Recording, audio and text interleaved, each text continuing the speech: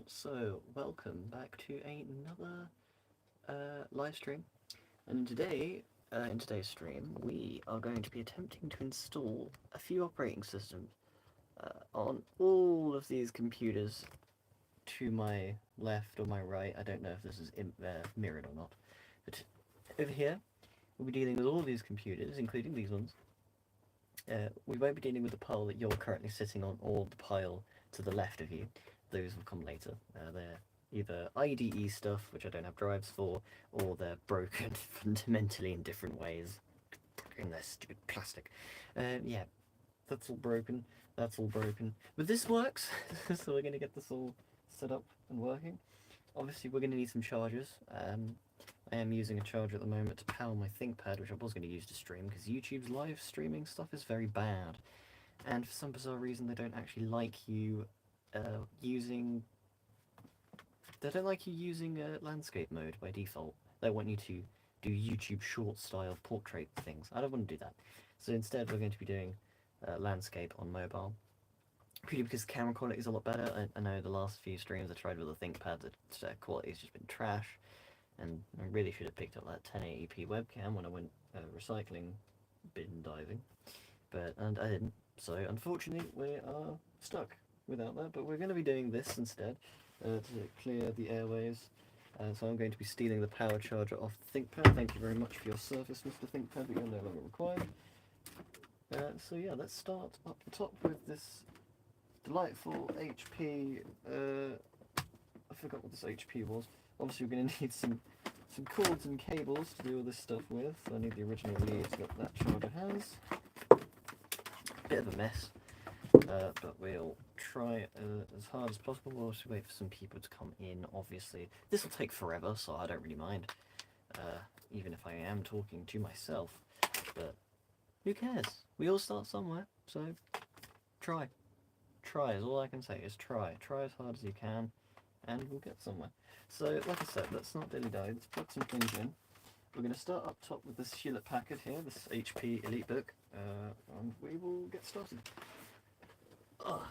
Obviously need to plug some things in and make some room. So I will need to shift some things around. Can't unplug anything back there, that's all quite important stuff. Got the server and the Alexas and whatnot plugged in up there, so we can't do anything like that. What else we got? We've got some Veos. You could just use a generic charger for those. Advent, another generic charger. That's neat. Uses the same HP charger, MagSafe, and Toshiba. So we just need this Toshiba charger as well. That would be quite helpful to have. I'll go with the one that's not got a giant crack in the barrel. That would probably cause some problems. I don't like arcing, so let's not do that. Don't think we're going to need the universal power supply, but push comes to shove, I can always plug it back in if we need it. So I'm just going to be here untangling some chargers, and yeah, we'll get to that. So this is a power cord that I think is supposed to go with the Toshiba A30, not A300, I binned all those. Yeah, this goes to a satellite A30, so we'll... Oh. Maybe not then. Maybe this one this only works with the satellite A30. Oh, that's bad. Does it actually fit the A30 before I realise I've bought the wrong charger? Yes, okay, this is the charger for the A30, and the A30 charges off of it, cool. Right, well, at least this charger isn't completely useless, but it's not what we want, so... I'm taking this charger back out, and I'm going to just lob it over into the ether. Don't need to see that anymore. And it's a good thing I have this universal charger, because I knew I would need it at some stage. But of course that comes later. We are focusing on the EliteBook. But I'll get the other chargers ready as well, so I need this one. Because I was going to do some other things with some other devices as well, because they've already got OSs installed, but they just need stuff like driver updates and other wacky things, you know, the sort of things I would normally do. I need to find my Sony Veo push comes to shove, I can just plug an actual Veo charger in, but I found it, so no need. I only have one charger to share between all the Veos, so that might be a problem. Hey, make sure that's on, yeah, that's on 20 volts. Drop that down to 19 before we set something on fire. This doesn't tell you it's charging because Sony, for some reason, doesn't tell you anything. I think that's on. Yeah, plugged in. Should be on. Yeah, so we're going to get down to operating system installation now. Don't know if there's a better angle I can use, perhaps. I don't know. I think we'll just stick with this angle right now. So I'm going to go get my CD packet, which has all my CDs in it.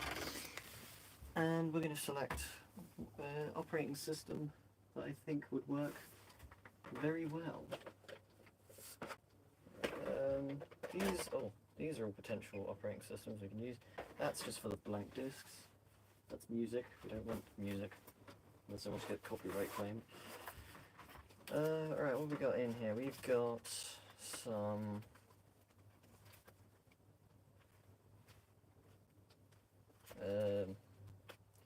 no, that's a bit too old.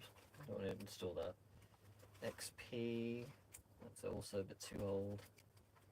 Debian, there we go, Windows 7 Ultimate. Oh no, it says Ultimate, it actually just does multiple OSs in one package. So we'll do that. So the first computer we're working on is this Hewlett-Packard HP EliteBook 2540p. It's a very cute little computer. In fact, it's so cute it even comes with a 1.8-inch hard drive. It's actually tiny. I believe I upgraded the RAM in this as well, I'm not sure.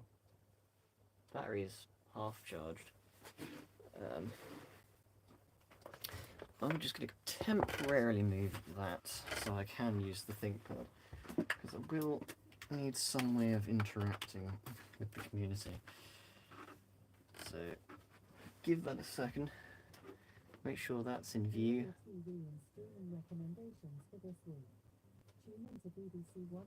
Go away, Alexa. Stop. Alexa, stop. Alexa, stop. Well, that was that. Should probably turn Alexa off before she tries to play music. There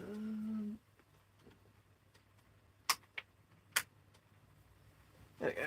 No more Alexa's bother us now. She's all switched off. So back to what I was doing, which was trying to build up the community. So while that is installing Windows, we will do some things. I guess I have no choice. I'm stuck with low brightness.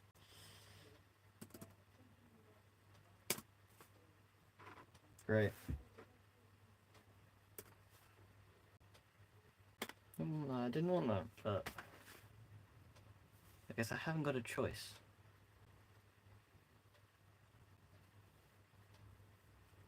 I do hope the angles are good enough so that you can see what I'm actually doing here.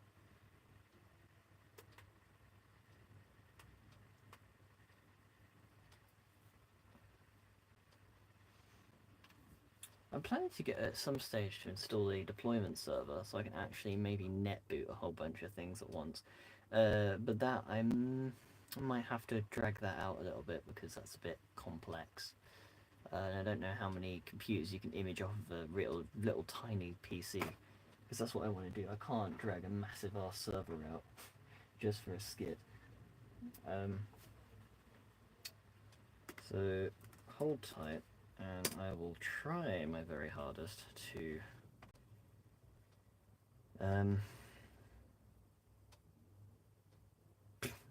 build up the audience, because at the moment there's no one watching.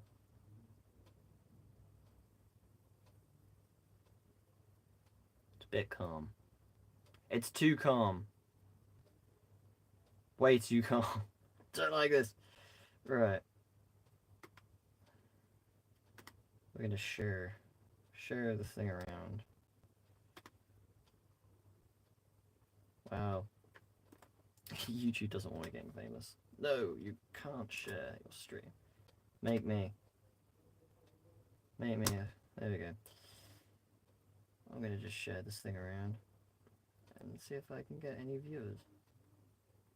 As if self-promotion is allowed, I'm not sure.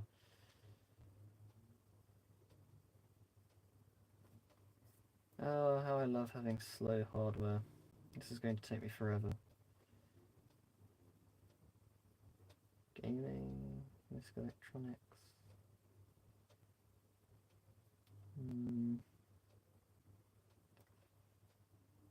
Not really, no.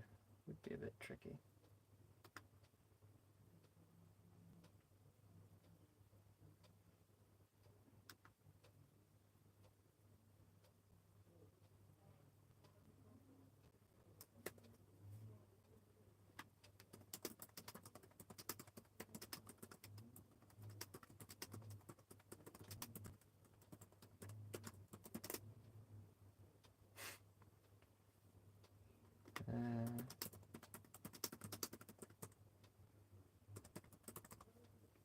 I do apologise to the one person watching. I am a little bit slow right now. I'm trying to share this thing out to get a few viewers at least, so I'm not completely alone.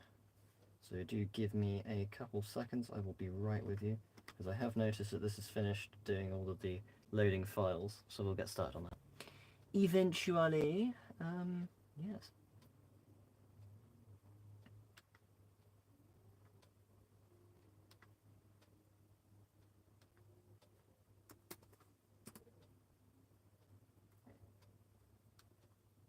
I don't know. Resources, affiliates, something like that. Yes. There's self-promotion anywhere else. But I guess the repair community is the best place to start. DIY projects. No, there is no self-promo in here. Oh well. RIP. Moving on. Right, that's that taken care of. Now we can start. Cool. Right. Anyway, so we don't actually know what operating system we want. I know it says Windows 7. Oh god, this is an i7. I thought this was a Core 2 Duo. This thing's an i7. That's a... wow. A whole i7. Impressive. Right. This is Windows 7 Professional, so we're going to go with 7 Professional. Believe this is 64-bit. If it isn't, then we can just start over again. That's not a problem. Yep, I accept the license terms and conditions. So you can see that, hopefully. Respond if possible. We don't want to upgrade because there's nothing on here. Custom. And this is a 232, 240? 240 gig hard drive? Yeah, I think this is a 240, 230 gigabyte hard drive. Something like that. So it's a tiny little thing. It's a little 1.8 inch iPod shaped drive that has a SATA interface on it. But like a micro SATA that you find on the DVD-ROM drives. I haven't got anything to demonstrate that's within arm's reach. But it's not normal SATA like on a normal hard drive. So yeah, so we're going to be doing that. And while that's doing its thing,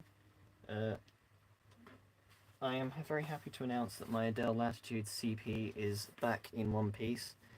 This is not the one that had a load of plastic issues. This is the one that had like maybe 1 or 2 standoff snap, and that's because I was being really rough. The video about this is coming soon, where I debattery it violently, and so this won't have any problems now. This is perfectly ready for modern life. The battery I don't think works, but why does the battery need to work? It's an old Windows 95 computer. Although the lights will light up, so the BMS is doing something at least. But yeah. This is in really, really nice condition, and the port door on the back hasn't broken off yet, unlike all the Apple ones. See, Dell can do things well. This is why I like Dell products. But at the moment, I'm not really a Dell simp. I simp for Sony. So Sony products are really nice. They're computing stuff, at least. Everything else is a bit meh. Yeah, but I'm gonna look at down here. This is everything else. These are all the IDE devices. So all of this stuff takes ID hard drives, so I can't do anything with them at the moment because I don't have any drives. This IBM ThinkPad is actually broken. This Toshiba's missing quite a few parts. The keyboard doesn't work in this Ergo, and I believe there's a panel missing on the bottom of both this Veo and this Advent. And this Dell at the front, this blue one, has problems with the RAM slots. So there are definitely more hardware-oriented repairs coming soon. All the machines that you're currently sitting on top of have more than just missing hard drives, missing parts. Some of them have got really, really bad issues. Like this cute tiny little Toshiba. This has a bad backlight. And then there's this Veo, which has got a broken screen, and a broken keyboard connector, and a few more broken bits, and the optical drive doesn't work. This Advent's missing a few bits. This Dell.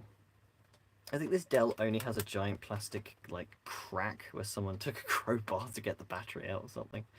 I think a little bit of heat and some glue might fix that, because I need to melt it so that the stress doesn't keep trying to force the plastic to pop up. So as soon as I melt it so the plastic is down again, I can then maybe melt it back in, do a bit of heat stitching, a bit of sanding. Try and make it look presentable. At the moment it's not really that presentable, it looks a bit crap, but like I said, all these computers you're currently sitting on top of will be processed at some stage. I am just in the process of trying to do all this stuff first. Yeah, one of this is of course a very old-fashioned MacBook Pro. It's got a NVIDIA 8600M in it, which I think might be the patched version, I'm not sure. I have another one of these, which is a 15-inch, and that one's already died. You're sitting on top of that one. At the very back of the pile, so yeah, that one I don't think will work for a while yet, but fingers crossed we can fix this, so we're gonna get that going at some point. I do have a backwards compatible PS3 as well, and that does work. I don't know why. It shouldn't be working, but it is working, so I just use that until it stops working, I guess.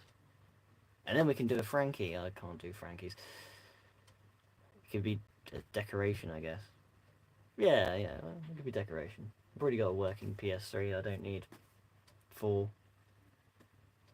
So yeah, we're currently expanding Windows files. One thing I do like about this EliteBook is it's got a little light in it. Pow! A little reading light. For, I don't know why they put that in. I think it was just like to compete against the Think Light, which my T420 might have. I don't actually know. I'll have to check the old ThinkPads I've got lying around, see if any of them have actually got the reading light. I don't think the A21 has one. I'm supposed to not be going through these other piles, but here I am trying to figure out if any of these actually have a reading light in them. Oh, damn you and your double latches.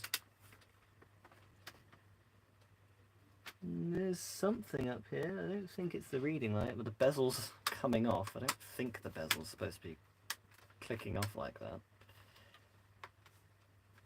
I don't know. I've never owned a T23 before. They're all a bit weird. Hopefully this shouldn't take too long. But if it does, then, well, it does. It's gonna... We can't change that. I'm gonna check the A21M as well. Yeah, the bezel's a bit loose on the A21 as well. Maybe it's just an IBM design defect. I mean, this thing's full of design faults. Everyone swears by ThinkPads, but I think back in the day they had more problems than what they were worth. Well, nothing was really perfect back then. Everything in the 2000s just had 1 or 2 problems. No, there's no reading light on this. There might be one on the T23, but I'm not sure. I think the T43 had one. I only have a T42 and an R52, so they may not have that feature. I'm going to be a bit careful with this big Dell, because the RAM slots are very loose. And it has a tendency to have issues, but at least since knowing that if I force the RAM down into a slot, it makes connection again. The fault is within the RAM slot. I don't know if it's where the plastic is expanded due to all the heat, or if it's the pins breaking off the solder. I hope it's the solder, not the plastic, although it could be anything. Because I really don't think you can get DDR1 RAM slots anymore. I know they're amps, they're made by AMP, so who knows, might be easy to obtain. I'm so used to imaging computers being so quick, but that's because I'm working with SSDs and modern stuff at work. I don't have that here. I'm using an optical drive and a CD, so this could take the next 24 years for all I know. Well, I've got multiple charges. I suppose we could do 3 at once, you know? And no one's got any objections to that, right? You just won't be able to see them all going at once. I wish I had a wider view, you know, a better angle where I could capture them all doing their thing. But, we'll just have to live without that for the time being. So I'm going to take the HP and I'm going to plonk it over here really carefully because I know how finicky some of these optical drives can be. Looking down at my ThinkPad here, I need a new optical drive for that. It's really badly behaving. I hate it. Okay, let's do a Sony Vaio, my next favourite computer. I don't know why, I really do. I just love Vaio products. This is a PCG, I think. Hang on, I have to double check the model. It's a VGN NR11S. And I believe I remember I was trying to install Windows XP on here, but it didn't like it. It couldn't detect the hard drive for some reason. The hard drive is there, I think. The hard drive, I believe, is present. I just don't know. Let's actually double check that before I go trying to install anything else. I don't currently have Windows Vista as a disk nearby, so that will be a problem.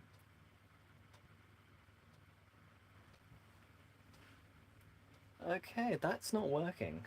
My charger I don't think is actually functioning. Nope. Okay, cool. Right, in that case I'm going to not use the universal tip, because I think the tip's broken. I'm actually going to go grab my official Sony Vaio charger, and I'm going to grab the IEC lead off of this Toshiba lead, because I don't need that. Thank you. Yeah, I will be right back with leaving you with a Vaio, so stick around. Oh yeah, I left it up here. That's the one. Oh, it takes up one of those stupid 3-pin ones. This is just infuriating. Why does nothing I have take a 2-pin lead? And some posh person decided to steal the fuse out of this lead. That was me.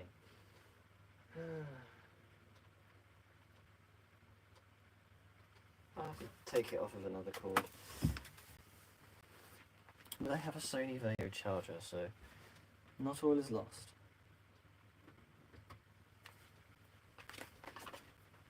I just need to fix the electrical problem.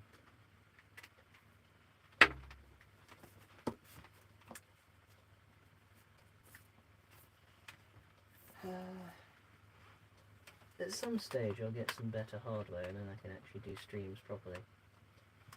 Yeah, some background music, some redeems, maybe. Who knows? The future is bright. Right, is there anything up here I can take a 3-pin IEC off of? Nope, everything's 2-pin. I mean, don't get me wrong, the figure 8 cable is brilliant, but we don't have anything else. It's quite annoying. I'll take one off this Dell lead. Well, fake Dell lead. It's a Delta replacement, so it's not really that bad, but it's not a genuine charger. Just toss that into the back where it gets out of the way. There we go. Cool, I can use this now. Oh. And hopefully I don't burn the house down. Alright, let's see if this works instead. Hey, much better. We got some lights and some sounds now. So, I do not have Windows Vista to hand, so instead we might have to actually go with Linux. Oh, there's already an operating system installed? No way. I guess we're booting Debian. We're booting Debian? Why are we booting Debian? Did I not wipe this hard drive? I might not have wiped it. Oh, this was one of my drives. This was before I ran out of drives and I had to get a stash of not particularly healthy but not completely dead drives and SSDs from work that have been fully wiped. Legal disclaimer, I have wiped every other drive. This is my own drive. This was already at my house. I haven't committed any crimes. But it looks like it seems to want to start up Linux, so that's cool. Um, yeah, nice. Cool.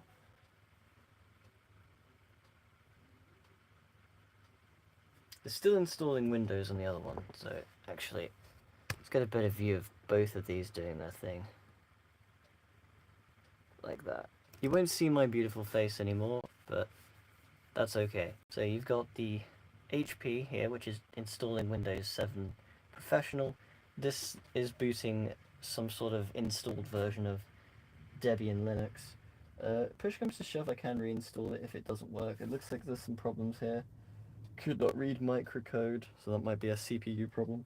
I think this is a Core 2 Duo, but I'll have to check, because I do not know too much information about this VAIO, because it's new. Oh, HP's turned off. Oh, it's rebooting. Rebooting. I've got a... Oh! It works. Well, in that case, I don't think I'm going to bother wiping it, because it's Debian 12. It's the latest version of Debian. Somehow still supports 32-bit architecture. Or is it 64-bit? I don't know. Is the Core 2 Duo 64-bit or 32-bit? It's doing something. That is so weird. I genuinely didn't expect that was going to happen. Well, you never know what's going to happen. So that's just, that's part of life, I suppose. Yeah, never expect the unexpected. I'm going to plug in the Advent for peace of mind. Even though it's full computers down, I want to just plug the Advent in. Make sure that it's got some charge in it. Oh, completing installation, says Windows. I do notice that we are missing the track nub pointing device on the EliteBook. That's upsetting. If this was a ThinkPad, this would be a crime, because like you can't not have the track nub. That's the most important thing ever. I don't know. This is very weird. LTD, it's all there. It's all there. It's all working. Yeah, okay, well, because this works, I'm gonna just leave this alone. Obviously, it's gonna need some drivers. But, I don't know, it's working perfectly fine. I see zero problems with this. Oh, there is one problem, though. The mouse button is very temperamental. You have to push it really hard to get it to do anything. It just needs some contact cleaner, but you have to press the mouse button really hard to get it to do anything. It's not the only computer that does this thing. Something else in this pile does the same thing. Yeah. Alright, so let's get this VAIO out of here, because it already works and there's nothing wrong with it. And that's good, because I was going to just bung Vista on here, because I wanted something that could run XP, and that was at a time before I got some stuff that could actually handle XP, like this VAIO here, the VGN TX3 XP. You know, clues in the name. Let's do this one instead. This is a Sony VAIO, I don't know actually. This one is a VPC EE2S1E. Try saying that 4 times fast. Yeah, this is a Windows 7 machine, Ultimate AMD Vision. I like Vision. I don't know what CPU this has in it. Maybe it's just like a really low-end AMD A-series chip. I do not know. On the bottom, the certificate of authenticity says Windows 7 Home Premium QA, which means we will probably need that disk off of the HP, but it seems it's complete in the installation. I don't know if there's a hard drive in here, so instead, while we wait, we're going to double check that I have actually got the right one, because there's 2 of these. One doesn't work at all. So this could be the good one, or it could be the dodgy one. Because no, one of these doesn't turn on and one of them does. Maybe it's this. Maybe I've got the wrong one.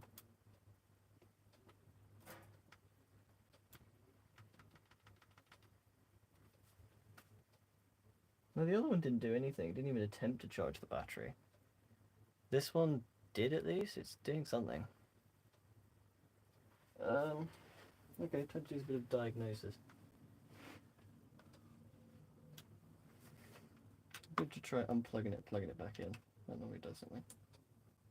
HP is rebooted, so we can steal the 7 disc off of it at some point. Maybe these ones are just really temperamental.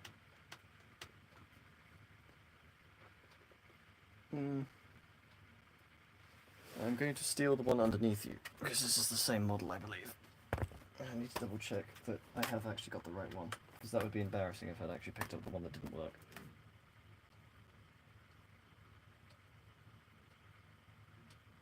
Oh no, this one I think is the one that worked.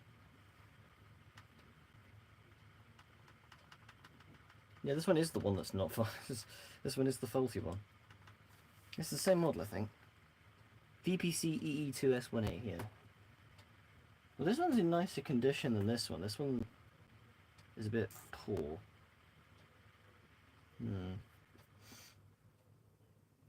Okay, well, we're going to do the old switcheroo trick then. We will transfer that one to underneath you. And we'll just use this one instead. It does say operating system not installed. That's fine. I do need to know what the specs are. Yeah, Veo's they're done off loud. It doesn't even say. We do have 4 GB of RAM, 240 GB storage. Date and time's correct. AMD VTM. Exit setup, get setup values. Doesn't matter since I think I'm only going to be transferring the motherboard out of that one into the other one. Because this one's in better condition, this one is a pretty poor condition. Yeah, we might make one good one out of the 2. Anyways, I don't need the CD anymore. Give me the Windows 7 disk, thank you. And we'll dump it in this one.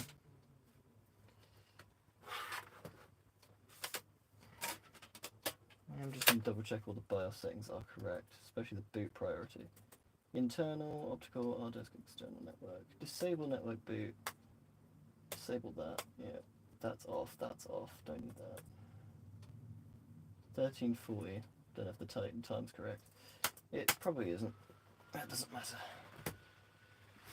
Okay, right, now that's working and doing its thing.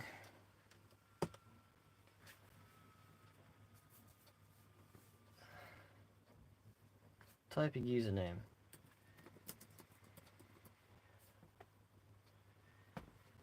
I don't know if you can see the screen too well. Let me tilt it forward to get a better picture. There you go. Type a computer name. Elite book.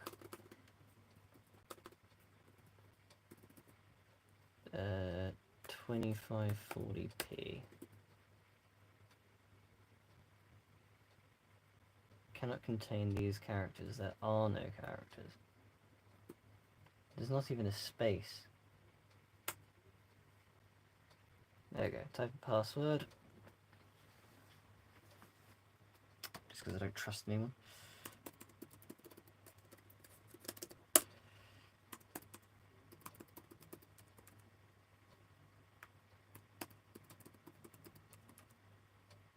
Choose a password hint.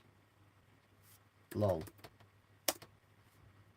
Use recommended settings. Why is my ThinkPad making noises? Pacific time, US and Canada. We don't want that. We want British Standard Time. Why is it all UTC? Oh, there we go. Dublin, Edinburgh, Lisbon, London. Date and time's obviously wrong. It's not 2015.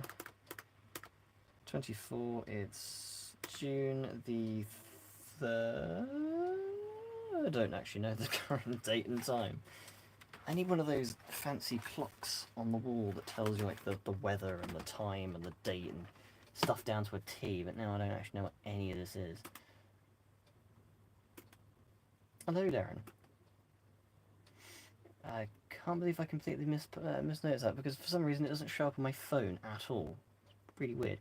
12:33, and it is the 8th of the 6th, 2024.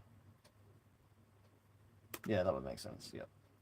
Yeah, and it's 12:33, so the time's not too far off, but it is a little bit. Date time should now be correct. Cool. That isn't needed anymore. Yeet that back down there. Plop this up on here, because it's still doing things. There we go. We can start on this. Can I change the settings? Oh, I can. Yes. English UK. That means I might have just set this one up in American English. That would be a disaster and a half. Yeah, would not like that. Would not like that at all. Preparing my desktop, it says. Yay. That would be fun.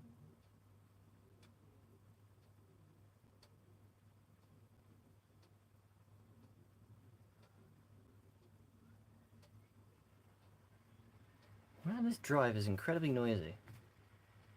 I can now see why they took them out of modern computers. Ooh, I've got a desktop now, hey!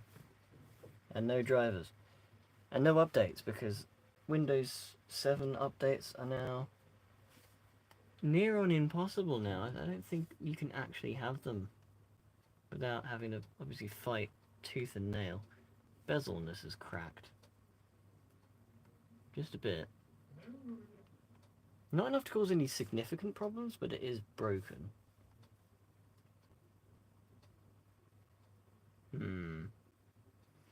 Yeah, so we have some sort of network access. We do at least have wired networking, so we can... Is there an Ethernet port on the back of this at all? Oh, it's on the back. Because I forgot this computer's so small, you have to shove everything where it can go. I'm still surprised they managed to put an optical drive into something this small. But then I was immediately unsurprised when I noticed that the Veo VGN DPC has an optical drive, and it's literally the entire length of the laptop, so it's very small. Now I'm plugged into the network and I'm getting absolutely no activity whatsoever. So those drivers might have to come later. That's not a problem, but it will be slightly annoying. So this wanted Windows 7 Home Premium, and I'm gonna go 64-bit again, because you know, 64-bit's fun and way more usable. Custom, unallocated space. This is a 240 gig drive. I believe this is a Crucial BX SSD. Don't get me wrong, I don't actually know what I shoved in this. I just shoved whatever drive I had on hand in it. I just like, oh yeah, you look like a usable drive. In you go. I really want something I can put the Bobbit System OS drive into. Could put it in this other Veo, to be honest. If it can work with Debian 12, it can work with Ubuntu 18.10. Allegedly. I'm going to double check MS Info 32 on here, just so I can see what drivers I'm missing. Trackpad is incredibly trackable. It's really, really nice to use. Quite impressed. So we're missing a base system device, an Ethernet controller, network controller, 2 non-availables, a couple PCI devices, and a Ricoh Bay 8 controller. Nice. I'd say we're done with this for now. We can come back to this later. We're also missing a graphics driver. We're going to switch this one off. This one's basically finished. And we'll basically do that with the driver stuff another time. So that's good.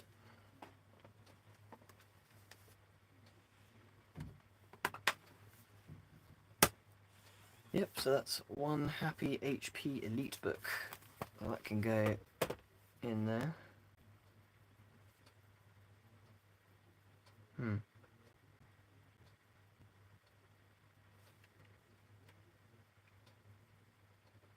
That's expanding Windows files. So I think we'll just do the same thing that we did last time. we'll just do the old switcheroo. We'll pop this down here. Now, it's raining charges on my head now. That's lovely. Yep, so that Veo can go here, and instead we can focus on this Veo instead. We're going to just unplug the advent, and we're going to go grab the thingy lead again. Now, this didn't work last time, but maybe the port was just funky on the other one. This one felt more solid. Yeah, there we go. So this one is a Windows Vista computer, so this is going to be problematic, as I don't have a Windows Vista disk. I do, but it's currently on loan to a friend of mine, so we don't have that. We could make one, but I don't have a USB, I don't think. Not one that I could use.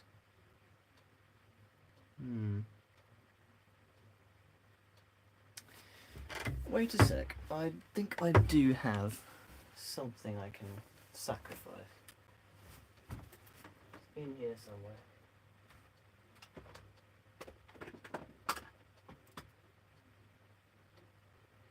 I don't think that one would be particularly usable. It's a bit small.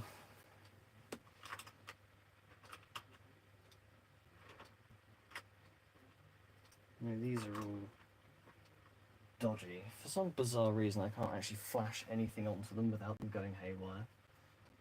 I guess they've gone beyond the point where they can be used as USBs.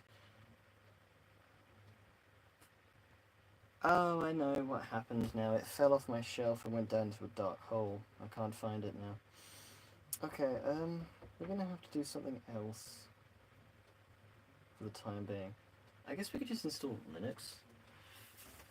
Yeah, let's install Linux. We've done too much Windows stuff. Let's do Linux. We've been to 14 LTS, desktop, 64-bit. I don't know if this is 64-bit, but we can try. This will do fun. Eagle-eyed viewers may recognise this one as the Veo from another video that I did somewhere else. Yeah, this one has a weird power button problem. Once you turn it on, you can't actually turn it off with the power button. So yeah, we're going to put Linux on this one for temporarily until I can put Vista on it. But I do want Vista on this machine. Yeah, I think everything else is just XP from this point downward. We'll put XP, normal XP temporarily on this Toshiba at the bottom, but I want to put Media Center Edition on this. The Mac we're going to have the most fun with. The Mac will be the hardest. So what I'm going to do now is I'm going to start looking for ways of installing it, because I think I wanted to install Mavericks or something onto that Mac. But I think because Mavericks is so hard to find, I'm going to literally just do Snow Leopard. I'm going to do Snow Leopard in the most boring, mundane way possible. Just regular, boring old Snow Leopard, and then we'll upgrade it. Because I'm not in the mode. I don't know if I have Snow Leopard on here. Do I have Snow Leopard? Don't think I do. What can I download from Apple? Mac OS wise. Download Mac OS X. How to download and install Mac OS X. So software update obviously works for Sonoma, Ventura, Monterey, Big Sur, Catalina, Mojave, and High Sierra. The last two are the only ones I actually use. No, tell a lie. I have got a machine running Big Sur. It's not that fun though. Use a web browser for older versions. So yes, we can go from down to Lion. I think we'll do Lion. We'll do Lion and then we'll put it up to Mavericks. Cool. We have a DMG file, and then there is another PC called Transmac, I think. And that allows me to basically flash an operating system onto a USB and then bung it into the Mac. Now there's a slight problem. I will need to use another drive for that, because I do plan to make an actually permanent installation media with an external drive. So I'm going to have to actually take the disk out of another external drive and then make that external drive another. We'll do that. So let's do that while everything else is doing its stuff. So I need a drive that I can sacrifice. I think I might have to use what's in here. Be very careful with that because that's very brittle. I use the drive in this box.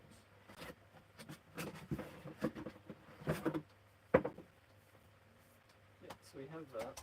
We also need a wire that goes to it. Yeah, that'll work.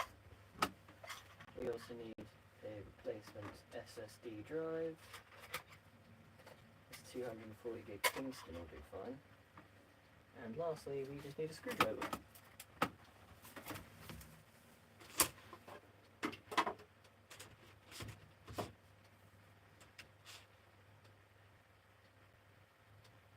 There we go. Funnily enough, I did vow never to touch this hard drive again, internally. But, unfortunately, life doesn't do what you want it to do, and you have to end up doing things you don't want to do. So we'll use this drive. Well, we'll use the casing, the circuit PCB board, and the rest of it, but we'll take the actual physical mechanism out. I don't know if this is a mech or an SSD, I don't know what I put in here. Ah, there was a mech with a bunch of screws in it. Why did I screw this down? I really don't know why I screwed this down. Frankly, if you ask me, it's a waste of screws. Could be using this in something else. Oddly enough, I can't see chat, so if anyone's sending any messages, I can't actually read them right now. YouTube needs to do better with their mobile streaming side of things, because this is just ridiculous. So this drive we are not using, we're not wiping this. This is a 1 terabyte drive? Yeah, this is 1 terabyte storage, so a very big drive. And this is the one we're going to be sacrificing. SSDs are quick and light, easy to use, and I've got like millions of them, so I won't need to use this one immediately. But I will need to take this one back out at some stage.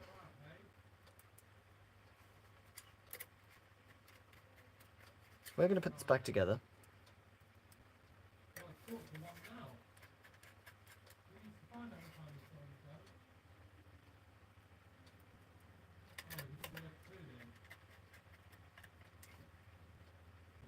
That's installing Windows. I have noticed that the VAIO hasn't actually done anything. It just says that there's no operating system installed. That's very weird. I don't know actually what's causing that, but I think I have a sneaky suspicion that the optical drive is actually dead. Now this isn't a machine that's come from the scrap pile.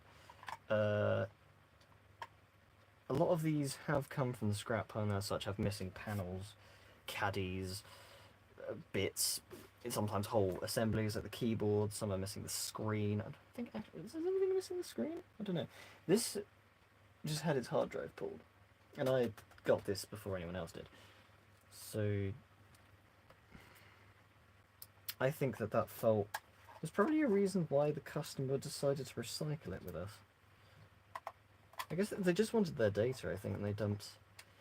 If I remember correctly, they dumped an HP, a Dell, 2 VAIOs, 3 Samsungs, a big Dell PC, a tiny branded PC, not as in like a little PC. This is a big PC, but it's branded tiny, it's very funny.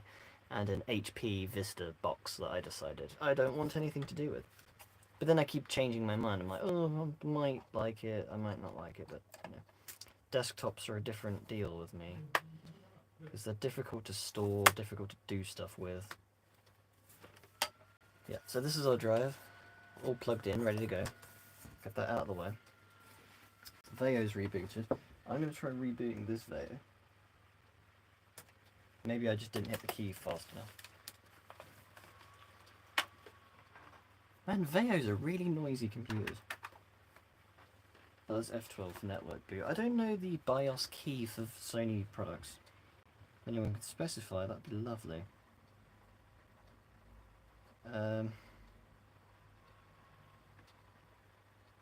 Could not open EFI boot. Oh, there we go. Try Ubuntu without installing. Well, I want to install Ubuntu. For now. It's better than nothing. Install Windows. Completing installation. Cool. Cool. Nice. So, anyway, Transmac. Yes. So while we're downloading Mac OS X, there's a tool I have on my computer called Transmac. Now, my trial might have expired because I think it gives you a 15-day free trial. And there's me thinking, well, I'll never get another Mac I need to do anything with. It'll be fine. And then I get a Mac and I'm like, oh, I need this tool. Trial has expired. Please buy a license key. How about no? I've got a better idea. I'm going to uninstall and reinstall it. I have 70 alternate accounts. This may not work. It's probably going to, like, permanently scar something into my registry saying, yep, no, this is not a legitimate key. This sucks. And this is why you should always have an Apple product to do Apple things with. And because all of my Macs are broken, I can't actually use them right now. I'm stuck with Windows. Speaking of which, I need a new computer. I need to get an HP EliteBook. No, not EliteBook. ProBook.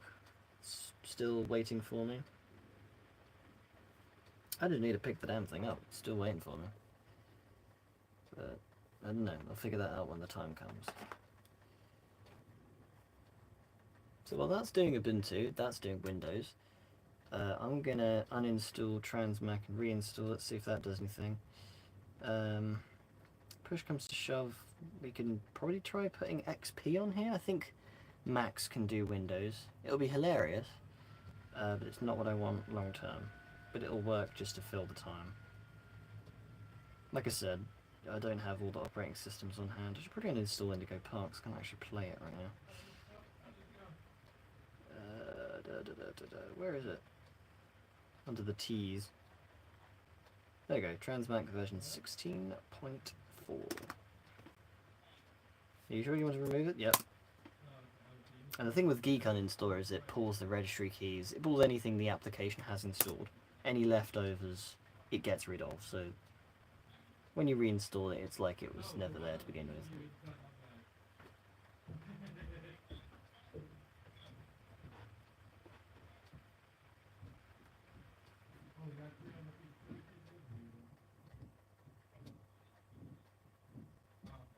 So that looks like it's already got drivers in for the display adapter, which is interesting. So we're going to do the basics on this again. And we will make sure that everything that we do here is appropriate to the machine. So this model we're just going to put as VPC dash... Well, no, we're just going to put the full model VPC EE 2S1E. 2S1E. The password, we'll do all that. Now we'll skip the password, we'll do that later. Not important. Recommended settings. Date and time is correct for once. So yeah, we'll do that. I can apparently join a wireless network as well because that has all the drivers for it. That's a first, isn't it? Wow. Wow indeed. Wow. Okay, we'll skip that. Not important. We'll get back to that when the time comes. So for now, we'll leave that do its thing. Ubuntu is still loading on the Veo up here. And I will continue to make this operating system disk while we're waiting. So I'm just going to re-download Transmac and start again.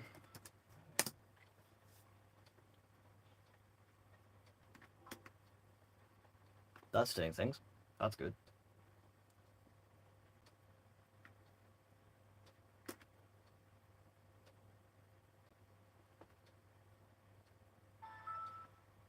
has sound as well. Well, Windows 7 and sound is really trivial. It was only in like XP and below it started being a problem, but with Windows 7, like the sound drivers were packaged in as a sort of universal deal. So you'd always have sound. Like I said, this one might be a parts donor. We're going to pull the motherboard out and we'll slap it in the nicer looking Veo. We'll make the poor looking Veo slightly nicer. Peel all these bad stickers off and clean it up a little bit. And then that one I might just get rid of. If I can fix it up. Otherwise it'll just go in the recycling. I don't like recycling Sonys. Don't know if anyone knows, but Sony don't actually make Veos anymore. They sold that division to another company in Japan, and they still make them. You can buy the Veo SX14, which is a brand new, modern day Veo, but it's not a Sony product, it's just unbranded. It's an interesting deal. The same with Toshiba. You can't buy a Toshiba laptop anymore. You can buy a Dynabook, but you can't buy a Toshiba. They don't make them anymore. That's why Toshibas are quite sought after now by people who just want nostalgia, because a lot of people in their businesses used to be given Toshibas. In Britain, at least, we used to always get Dell or Toshiba laptops, or if like they were really cheap, you'd get like an Advent or an Ergo, or just like a weird brand. Any MacBooks? Yes, there is a MacBook Pro in here, just above the orange Toshiba. The silvery block right here is a MacBook Pro A1230. It's 2007, I think. Pre-unibody. It's not one of the new ones. It's one of the old aluminium old ones, the really, really old ones.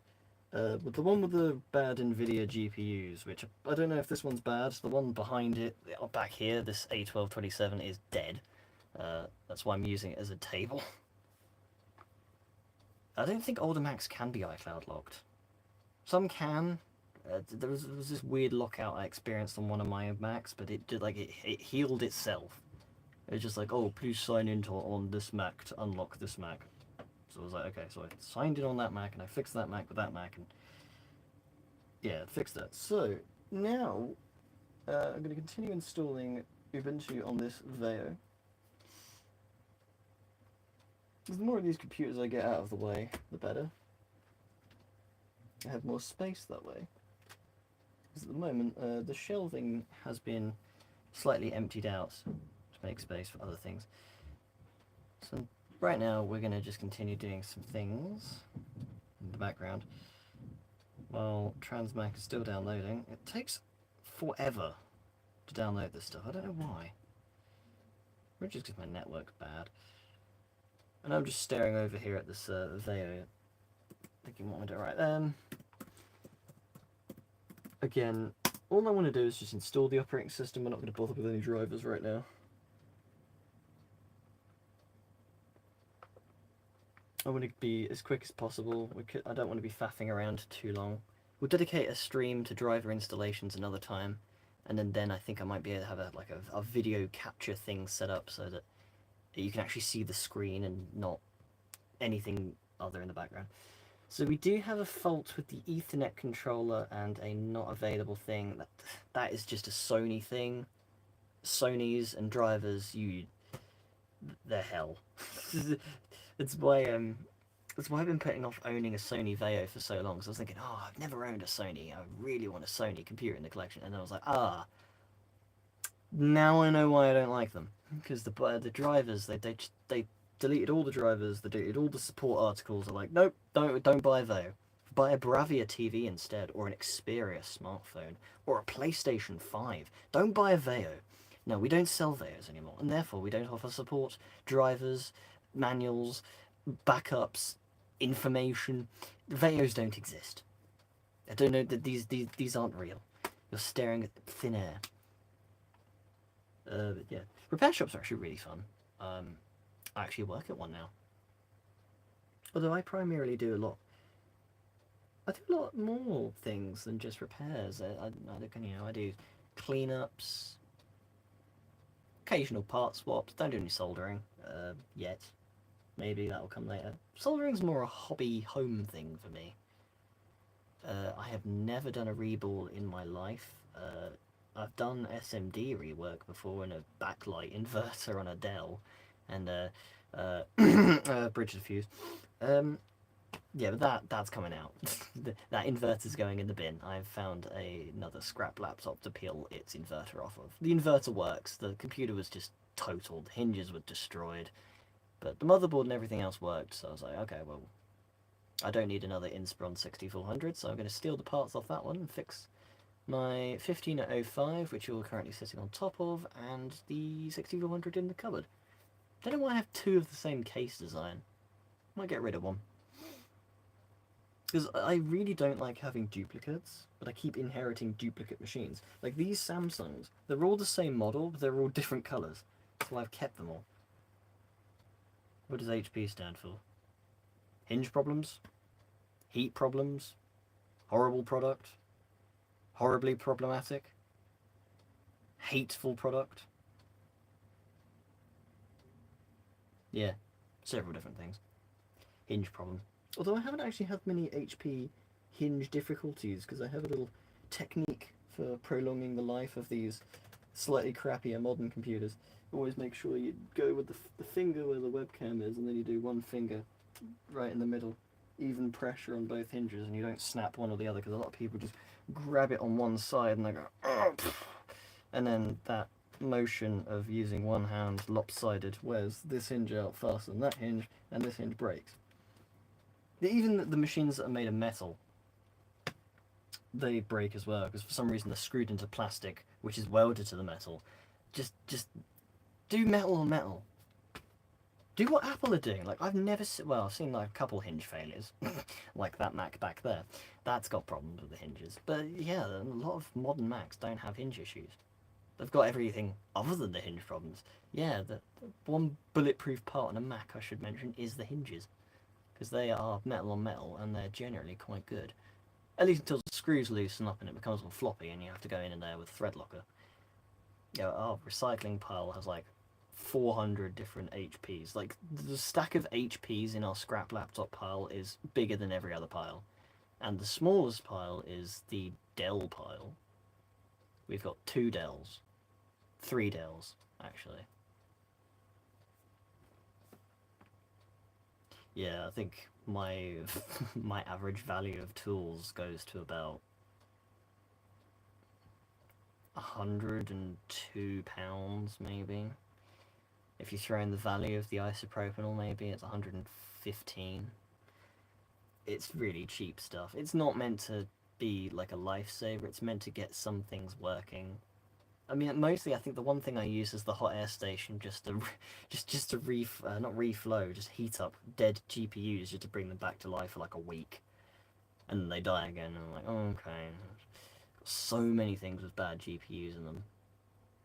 Some can be fixed though. I've got an Alienware with like a slottable, removable GPU, and I heard someone actually managed to make a 3DFX Voodoo MXM card, and that'd be really nice if I can get that in MXM2. Have 2 SLI 3DFXs in an Alienware.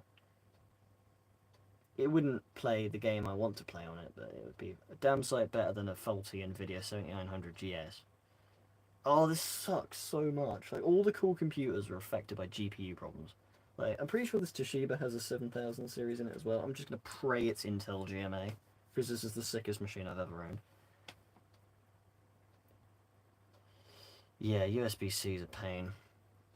And everyone just says, oh, why don't you just do a USB-C mod on all your computers, then you can have one charger to share between them all. Well, firstly, not all of them have workable batteries, and secondly, why? Everything has its own charger for a reason.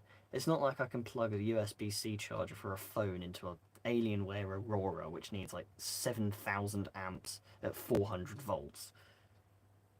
Some of this stuff has like desktop Pentium 4 processors in them. Really power-hungry GPUs. That USB-C port will melt.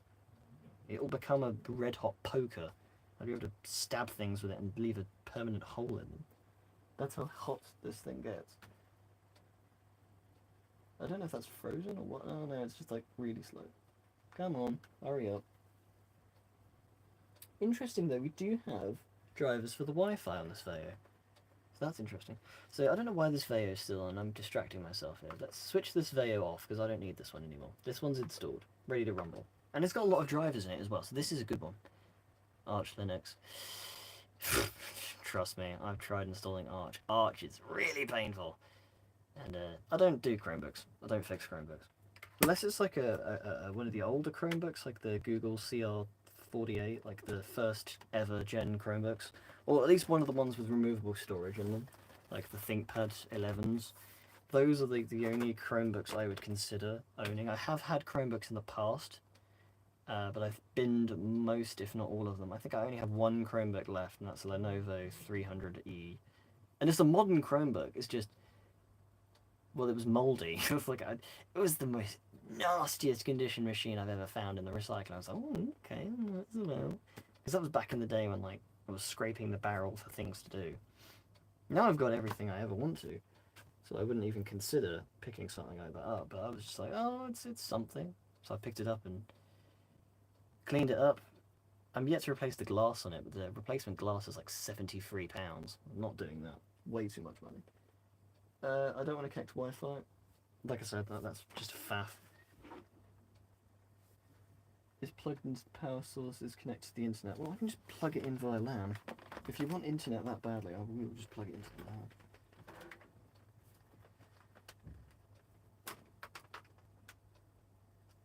LAN. Now, I don't know if the batteries in these Veos work, so I'm going to be incredibly careful. And instead, I'm going to grab this instead. This is a Advent machine. We're going to click back. I think the mouse button on this is actually stuck. What has the poor previous owner done to this thing? Well, we now wondered what the tape was for. Now I think I know what the tape on this is actually for. Jesus, can you actually mine Bitcoin on a Chromebook? That would be funny as hell. Oh yes, I've made 3,000 Bitcoins. Oh really? What kind of rig are you using? Antminer?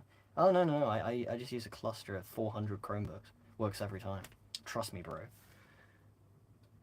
I'm just going to do without internet. Screw it. I don't actually think this is working anymore. Something has gone wrong with my LAN. My LAN isn't working. My wireless LAN's working, but nothing else is. Yay, network diagnosis time. Woohoo! Whatever. Erase disk and install Ubuntu. Yeah. Pow! I need that. Anyway, that's out of the way. We're going to ignore Transmac for now. We'll come back to that when we actually get to the Mac itself. Advent. This is an Advent. For those of you who do not know, Advent is a British company. They provided computers that were sold through the computer chain PC World, which is now known as Currys PC World, which is now known as Currys. I think it is only referred to as Currys now. No one ever says, oh, I'm going down to PC World. No, I'm going down to Currys to pick up a microwave and maybe a PS5. Yeah. So Advent used to be a very, very big company. Everyone and their mother would have owned an Advent laptop in like the 2000s, peak XP Vista era stuff. Like, I have 2 Advents, I think. This one and this one. I believe those are the only 2 Advents I have. Yeah, three, including this one. 3 Advents. 1 XP machine, 1 XP Vista transferable era machine, and 1 Vista machine, which is this one. However, like I said, I don't have Vista, so this one is going to have to work. I am not in New York, Ubuntu. Britain. Get it right. Cool. Yeah, so this is an Advent laptop. The model number is an Advent... stupid hinge latches. It's an Advent 5431. And this was the nicest condition of all the Advents of this shape. One had a bad hinge, one was completely and utterly dead, and this one was the only one that wasn't broken and was perfectly functional. So I took this one. This is a Windows Vista machine. It's a Pentium dual-core, 4 gigs of RAM, very low-end machine, but it works, and that's what we care about. Now, At the moment, my universal charger is currently being used by the Veo. However, I thought that this was going to happen, and instead I have made sure that I have another charger on standby. So I'm just going to plug this in and use that instead. Need that. I may also need the Samsung charger as well, so that will also come later. But I need this right now. I believe this has got a hard drive in it, so I don't have to worry about that.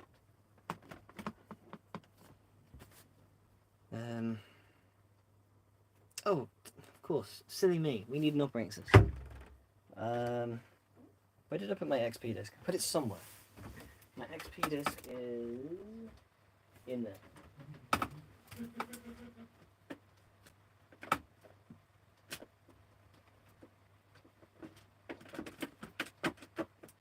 That is not my XP disk.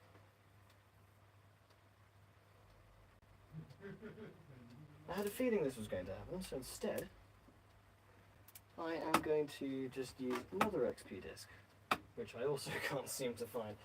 Someone's playing with me, they're stealing all my XP CDs.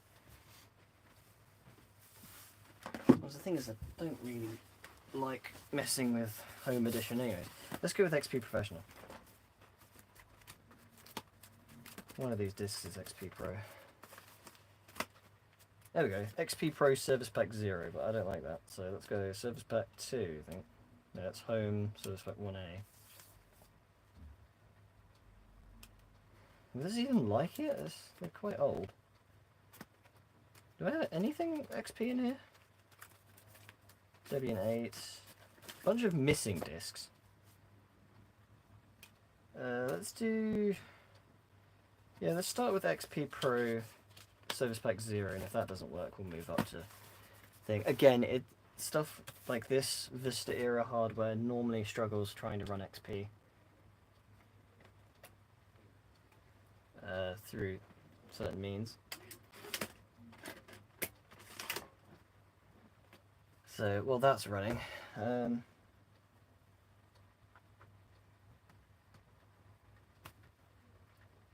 CMOS checks on bad default configuration used. Whatever. That happens all the time with all computers. And sometimes they don't even turn on. But I know how to fix that because you can just ram in a CR2032 and miraculously they all come to life. I don't know how. Like, they could be the most cryptic issues in the world. Like, the CPU won't even be getting hot. And then you put a new battery in and all of a sudden, oh yes, it's working. Well, that's not good. Operating system not found. Well, I put a CD in the drive, it should be loading. I don't actually think this... Nope.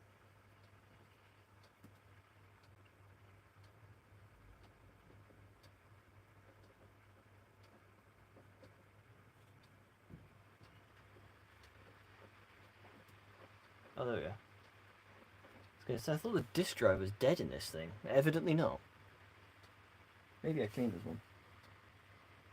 That's Veo is still doing things.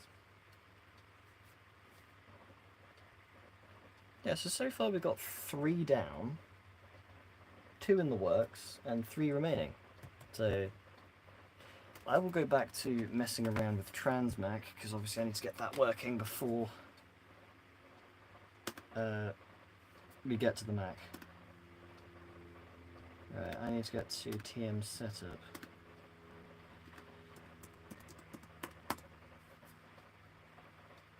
Don't know if you can hear that, but man, these drives are really noisy. Like, the optical drives. Oh man.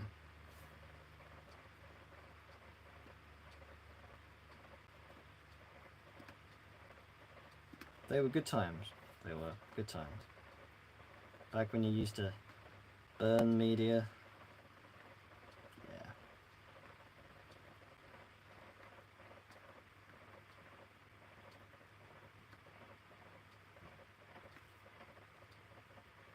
Oh, I didn't even put it in its own folder.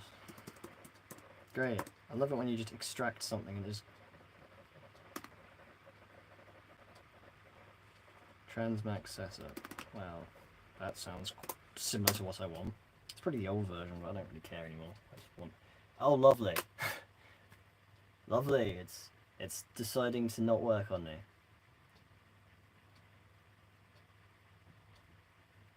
It's a stop 7B error, so it's really cryptic. That could mean anything. However, I'm just going to assume that it's either a problem with the SATA configuration, normally it is, or it's a problem with something else. It could be the SATA, there's no SATA drivers, obviously because this is XP.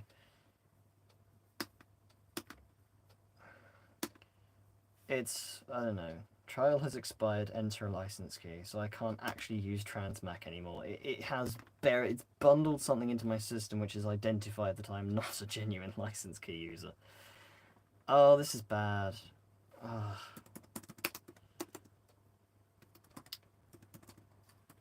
Right, free alternative to Transmac. Etcher. Oh, of course, Balena Etcher. I'm such an idiot. I'm pretty sure I've got Etcher installed. No, I don't. Huh, weird. Well, it's not dilly-dally. Balena Etcher. Let's get Balena Etcher installed, let's go.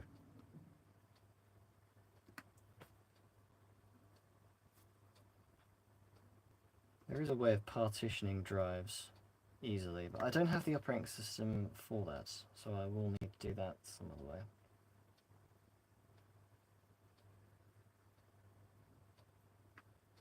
And the best thing about Etcher is you can use it on basically anything. So while that's doing that, I'm going to reboot the Advent because, oh, this is really dirty, I need to clean it.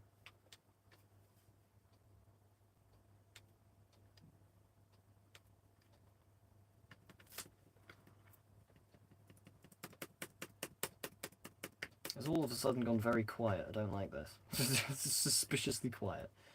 Come on, get some noise going in here. Right.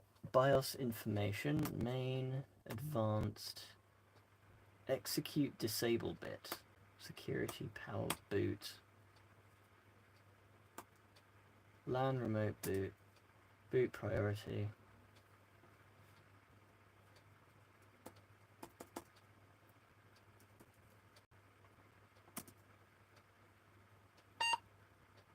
No, evidently there is no way of doing that. Okay, right. Change of plan. We're not putting XP on this. This will be another Linux machine. Luckily, I have another Linux operating system. Debian 8 Jessie. Well, that's Ubuntu server, so that wouldn't be very kosher.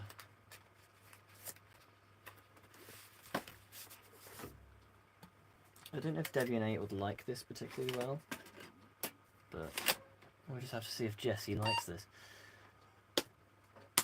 Might just nickname this computer Jessie now. That's a nice name. Should I give it the computer name? I don't know. Usually I'm a bit torn between that. Alright, let's install Balena Etcher. Balena Etcher, I believe, would be a much nicer choice than Transmac anyways, because Transmac was hell to use. It's really, really annoying, and I've always had problems with it. It's terrible. Don't use Transmac. Use a Mac, an actual Mac, or something else, or Balena Etcher. It works until it doesn't, basically. It sucks.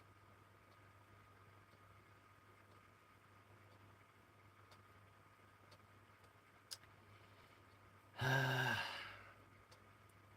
don't like how this has just been sat on this. The disk drive's not doing anything. I'm going to do something you should never do whilst installing an operating system. Eject the USB, the CD. Where's the button on this? Don't tell me the optical drive doesn't work either.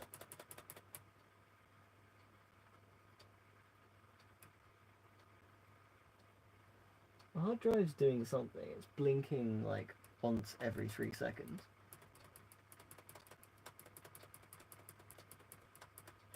Strong and stylish magnesium design.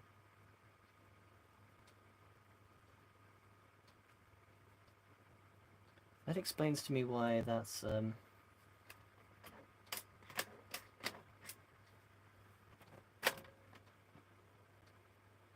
that does explain to me why the hinges on this Veo haven't exploded yet. There was an error while installing the what? What do you mean there was an error whilst installing it? Starting installer.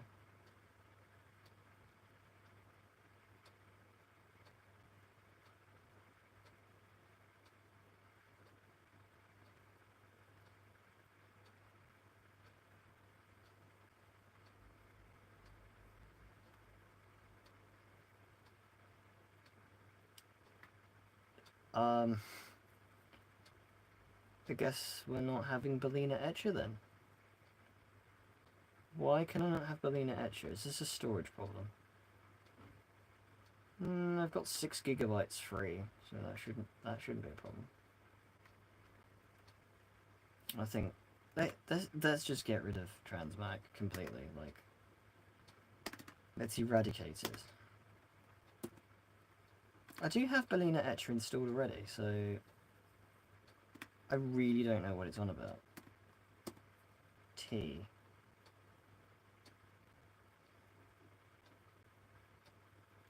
Just bin that off. Yeah, this is where things start to fall apart, because now nothing is really doing anything. But it does say I do have Bellina Etcher installed. Oh, I do have Bellina Etcher installed. So what the hell is going on?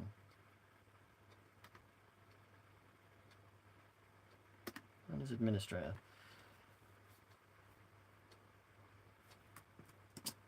I do apologise for all of this. This is some minor technical difficulties and they should be fixed at some stage.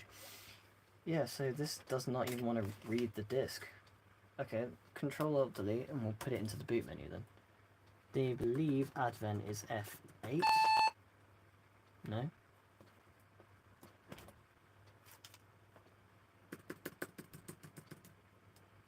It's either F8 or... oh no, it's F12. F12.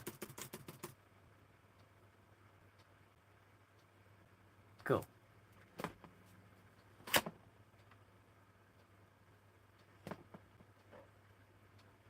That sounds better.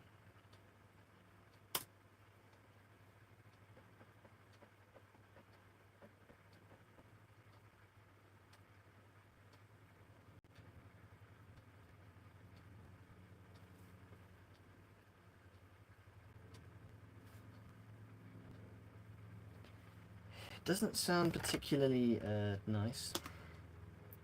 Flash from file. Install Mac OS X DMG. Missing partition table. This might not be a bootable image, or the image does not contain a partition table. It might not be recognized as bootable by your device. I'll just flash this anyway. It might not even work. And for some stupid reason, that's not showing up either. Diskman time. Oh, I wanted to open Disk Manager. Diskman. Create and format partitions. Oh, this is bad. This is all falling apart now. It's not working. It's fun while it lasted, I guess. Work, you pile of junk. Come on.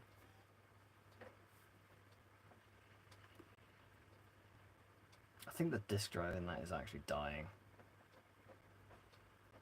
Yeah, it doesn't even detect the drive. Oh, it's because it's not even plugged in, you plum. Need to create a... oh, it doesn't matter anyway. Kingston, physical device, large drive, go, flash. You're about to erase an unusually large drive. Yes, I'm sure. As long as it's not the Western Digital I'm wiping, it's fine. The Etcher Pro, which is like a big thing that you can plug like 70 different USBs into. That's doing something at long last. This, I have no idea what you're doing. Maybe Sony doesn't actually let you eject the drive when the computer's busy. That is a genius move. If that's the case. Either that or the eject button's faulty. Yeah, I believe that just the USB, not the USB, the port's faulty. I'm going to try another XP image. And this is probably not going to work, but someone can try at least. I'm not giving up just yet. Debbie and Jesse back in the disk thing. There are other operating systems I can probably install. I mean, I could try and put Windows 8 on here, but that would be a very, very big objective opinion. That's all Ubuntu server, that wouldn't be very useful. Let's try XP Home. The Advent was never designed to be a professional machine anyways.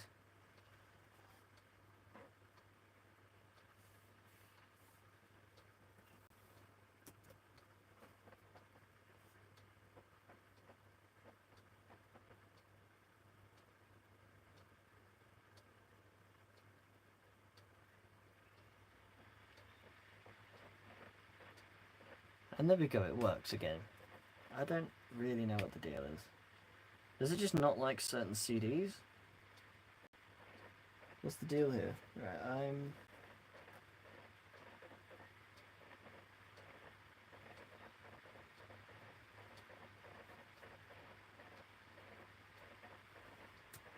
I'm finished with this. Now, come on, do something.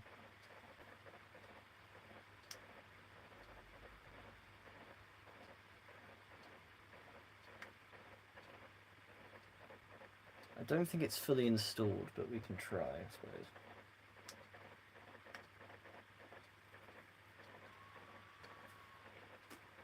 It's better than nothing, I guess.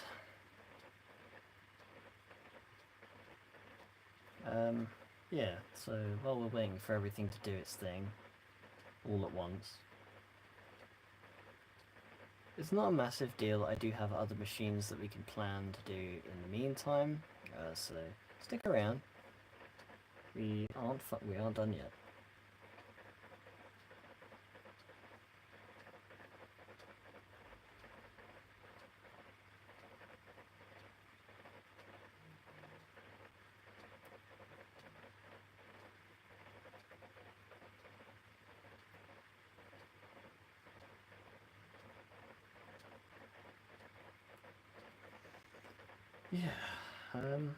Yeah, so that's doing things. Something I did forget to mention. Oh no, I closed Google Chrome, therefore I lost all my tabs.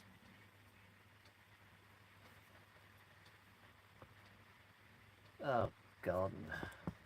Great, I triggered the assistant, now my phone's freaking out.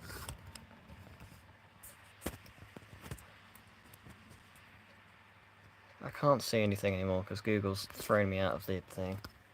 I never once said OK Google. Oh, go away!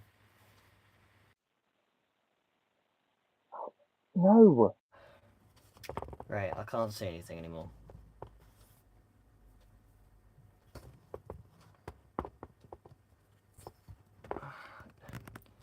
Great, I've just thrown everything off and now my camera angles are all messed up. I don't know what I'm looking at.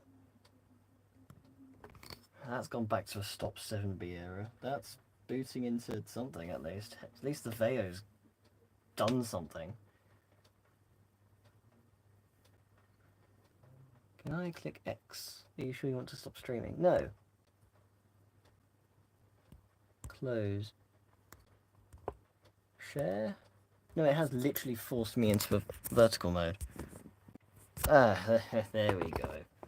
Ah, problem fixed. Ah, welcome back. Welcome back.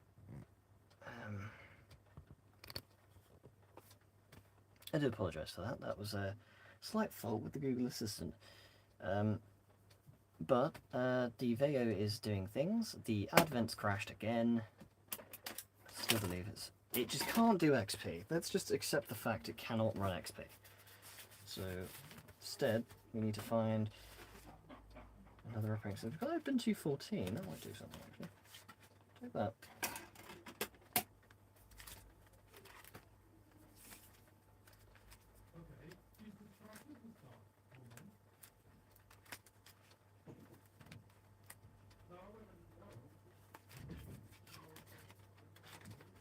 Okay, well let's just do that instead.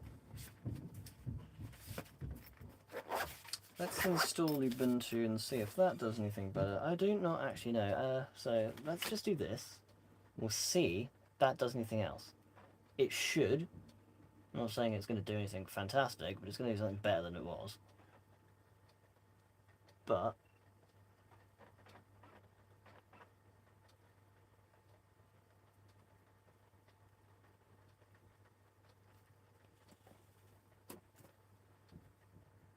probably have to turn that off. Back on again.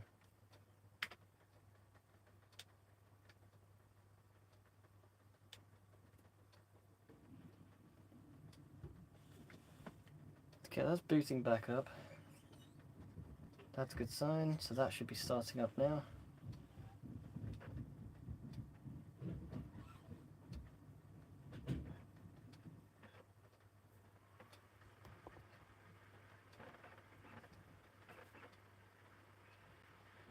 That sounds a lot more promising than it was before. Oh, yes, that's what we want to see. Perfect. Bellina Etcher is just validating, so that'd be good. Let's just open the recently closed tabs as a new window. That can go back to how it was. I can now double check everything else. Yeah, we're back in business. Except, unfortunately, that stunt has lost me all my viewers. Well, except myself.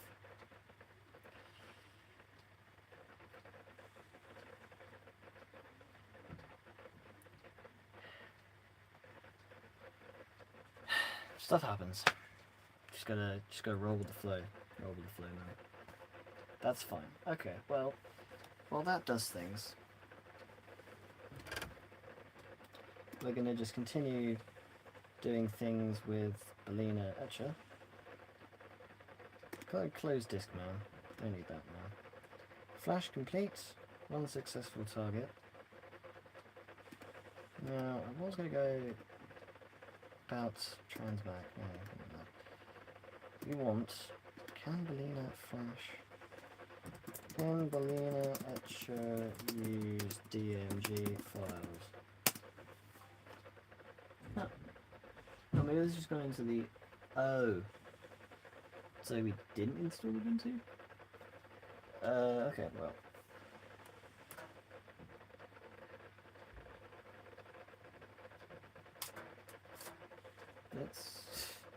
Let's reboot and see if my half-baked copy of Ubuntu actually installed. I'm not saying it's going to.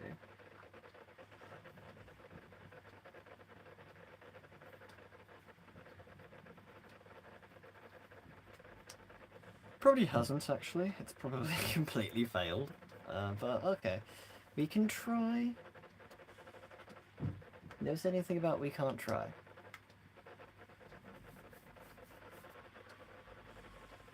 USB not bootable from Big Mac DMG.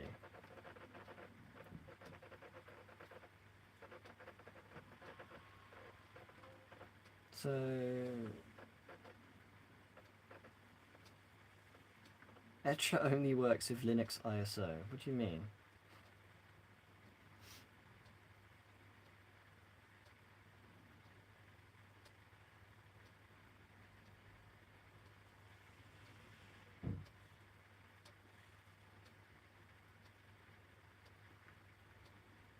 So it doesn't work with anything that's not Snow Leopard.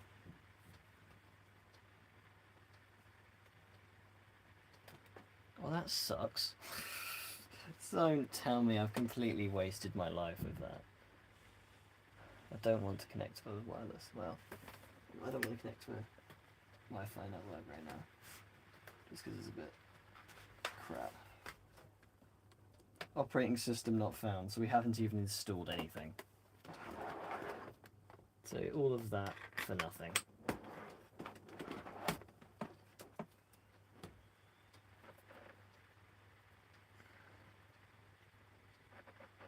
I don't want to do Wi-Fi. Yeah, so Bellina Etcher cannot do so. In that case, I still need an alternative to transmac.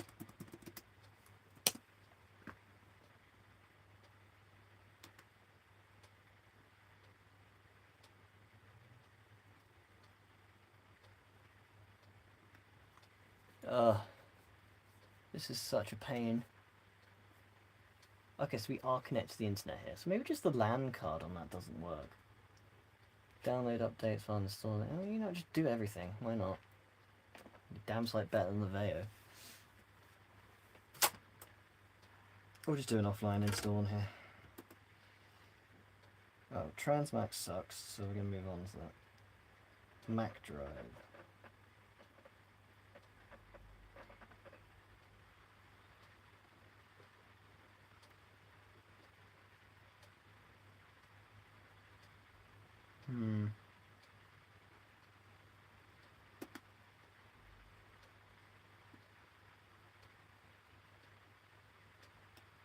Okay, so that's okay. So the Mac just the ThinkPad won't cut it. We can't do anything with that.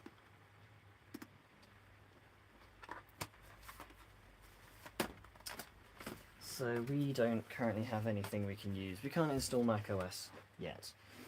So instead, we're probably going to put Windows or something on the MacBook. It's a crime, but oh well. Erase disk. Yep.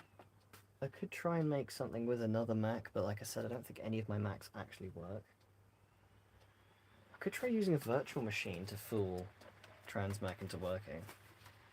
We could try that. I think I do have a Windows 7 VM on here somewhere. Oh, that'd be hilarious if I could just trick it with a VM.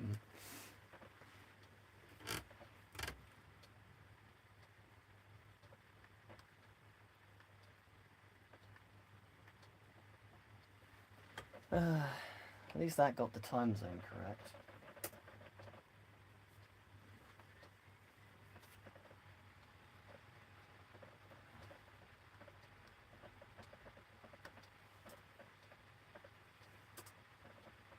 Try Ubuntu, install Ubuntu.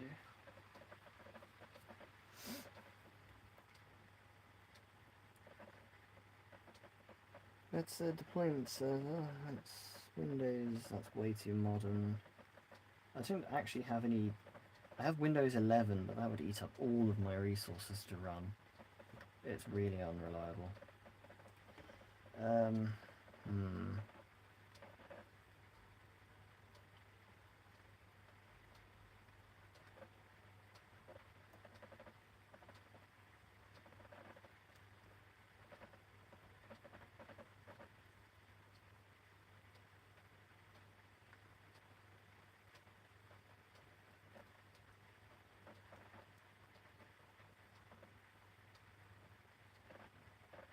You byte DMG editor. You could try.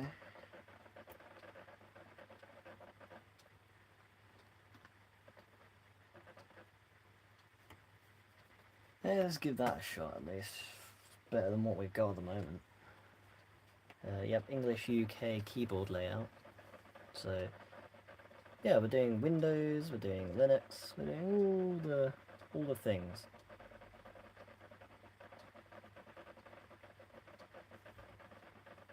And the best part is we're having fun while we're doing it. That's the best thing about it. So that's good. So obviously once all the details,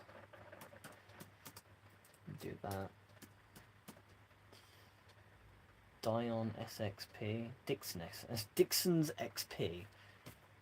So the system name is named after a British retailer, because I'm pretty sure Advent was sold at Dixon's as well. Oh man, that throws me back. Oh, Dixon's was amazing. It's like Curry's, but British. Even more British. Pricky username, it's always LTD, and log in automatically, we won't bother with a password. Unless it wants me to put a password in. Oh, cool, great, it wants me to do that. Cool.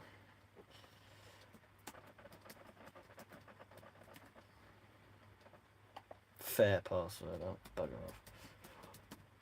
That password got me through thick and thin until that cyber attack. Require my password to log in or log in automatically. Just do log in automatically. Don't bother encrypting my home folder, because ain't nothing on there. Yeah, so we're going to try running DMG editor.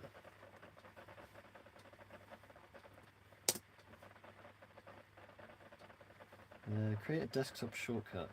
Don't actually, because I don't have any room. So we'll just give that a shot. And if it does anything, it does things. That's great. If it doesn't, it doesn't. It really isn't a problem. We don't need to do anything with that. That's good. So I don't actually know what the code name for Ubuntu 14 is. If anyone does know that, that would be very useful. Pop that in the chat because it's got like a picture of a RAM here. Maybe Ubuntu RAM. Funny. Right, let's launch UUByte DMG editor and get this macOS thing doing macOS things like it's supposed to be doing.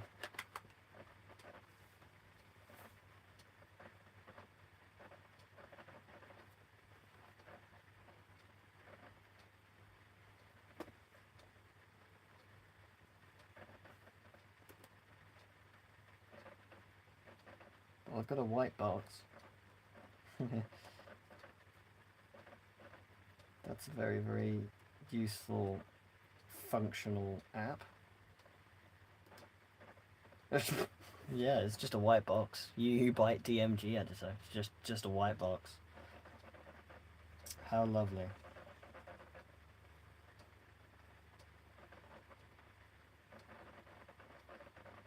Oh, this sucks. This is terrible. I can just smell warm plastic in here now. The smell of old, stale laptop. Lovely.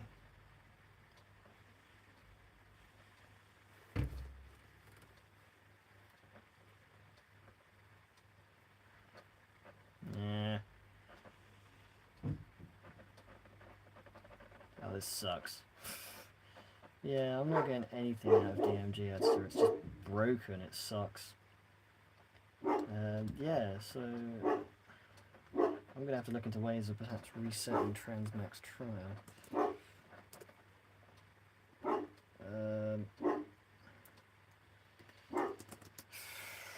Reset Transmax trial. Navigates HKey current users software, Windows current extensions. Unpatchable. What do you mean it's unpatchable?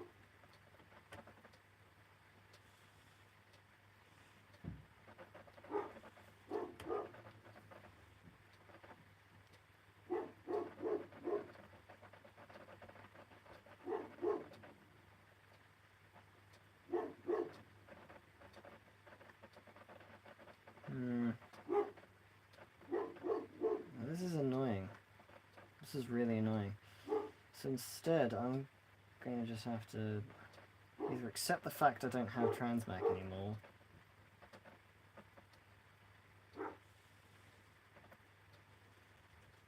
because that just looks really complicated and I could just... I'm pissing around with a registry at this point. I would end up destroying my computer. Let's not do that. I'm going to just have to accept the fact I don't have Transmac anymore and find another software to do that. So that's make bootable DMG USB on Windows. Create a bootable USB drive from a DMG file on Windows. You can use Transmac. Well, I'm not going to do that. You can create using Power ISO on Windows. DMG to ISO converter.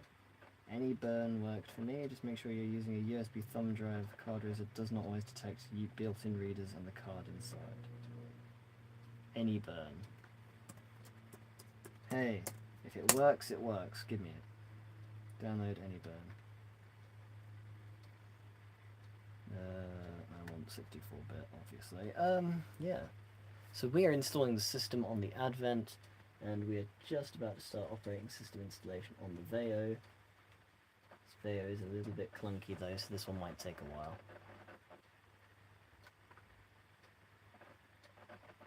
Yeah, the mouse buttons are a bit broken on here. I don't have a mouse though, unfortunately, not down here.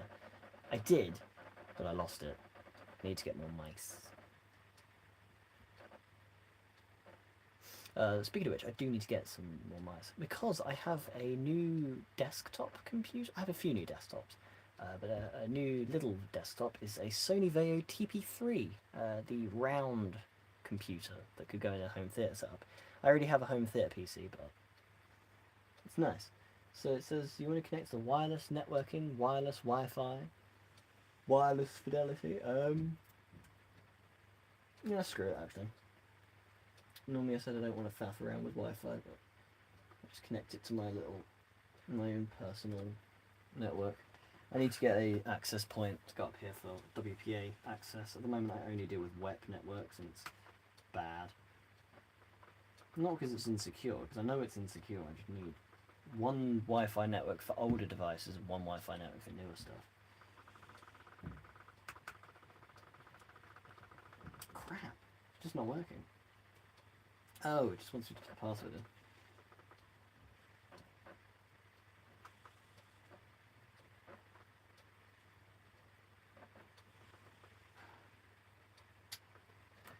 Should not forget it. Who needs a Wi-Fi anyways? Okay. Oh, authentication needed by Wi-Fi network. Oh, you could have told me that before I decided to not connect to the internet.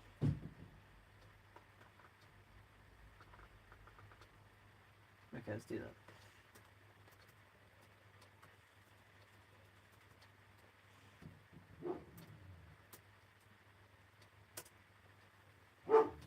Let that connect up.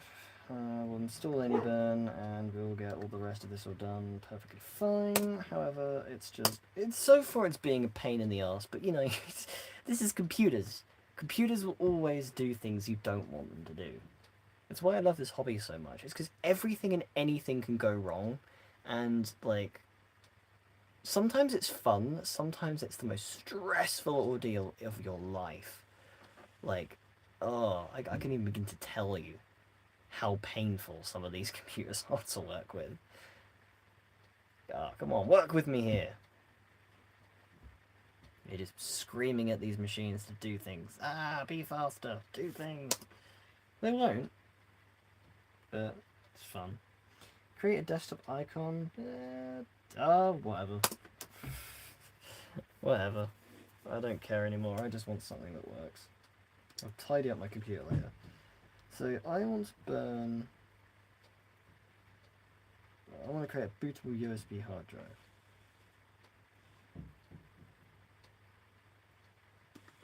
I want my downloads directory. I want install macosx.dmg.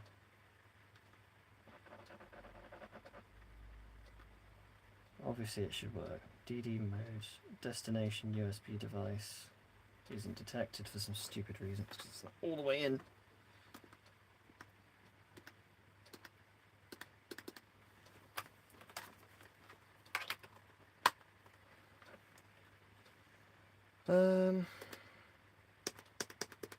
I'm just gonna keep spamming the reset. There we go.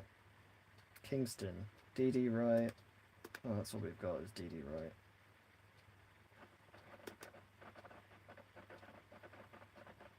All data will be overwritten. Do you want to continue? Yes. Right, we're connected to the internet, I think. On here. Download updates. Yeah, just do it all. Why not?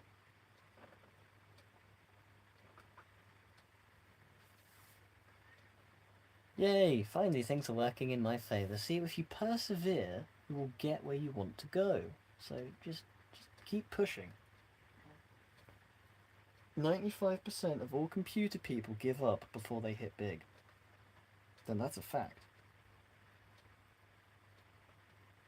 So just keep bashing things and you'll get somewhere. So I need an HP power brick again. And yeah, I just need to start hooking things into things.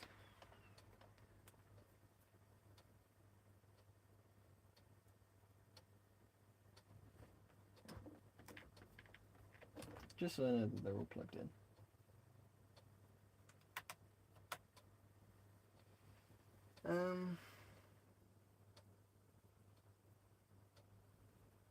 Yeah, I need a charger for that Toshiba, but that'll come later. I don't even know if it's 19 volts, it might be 15.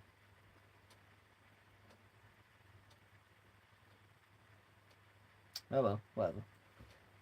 Yeah, so we are currently creating a bootable Mac drive on the ThinkPad. We're installing Ubuntu on these two nice machines. We'll go back to Windows eventually, because we've got a couple XP installs and a Mac OS, maybe, and maybe a third XP install, we don't know. All Windows 7, I think Boot Camp can take 7 as well, I'm not too sure. So we do have a Mac, and yeah, we're going to do some different things.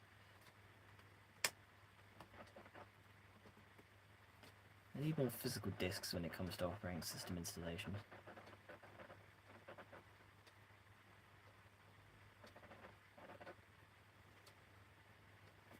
At some point I will actually start live streaming some actual repairs, so stay tuned for those. I will have a bunch of things planned.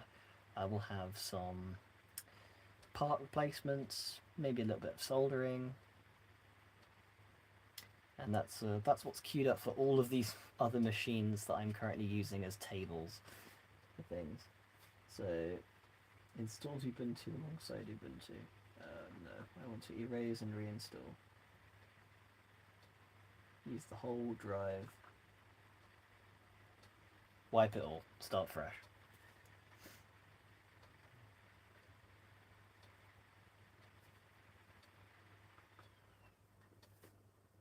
I also need to fix these mouse buttons on this Veo, so that will also come at some point. And maybe glue down this information pamphlet for this advent. A little bit of glue. Yeah, a little bit of Pritt stick might be able to stick that down.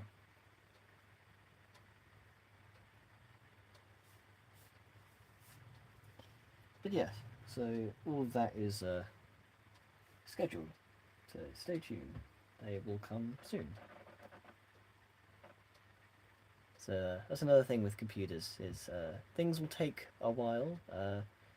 Sometimes things take forever, sometimes things can take literally no time at all. Things are really quick, things can be really slow. We are working somewhat with mechanical drives here. I think there is a couple SSDs and things. The HPs... Oh, the HP we were using, that had a mechanical drive in it. This Veo... Oh no, we didn't do anything with this Veo because it was already installed. That had a mechanical drive in it. This, I think, the other Veo, the Windows 7 one, had an SSD in it, I think. I think this one's got an SSD in it as well. This is a mech. This is the last drive I had available.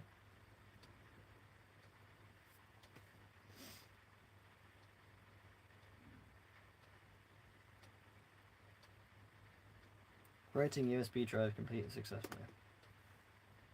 Okay.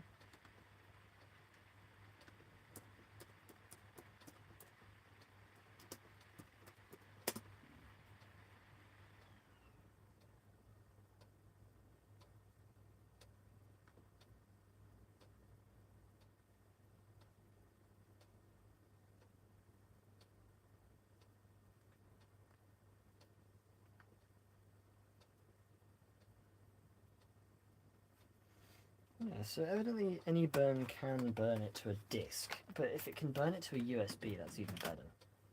So that USB is now done. That's excellent. So we want a UK keyboard layout. Let's get comfortable here. I've been sat in this position for a little bit and it's quite uncomfortable.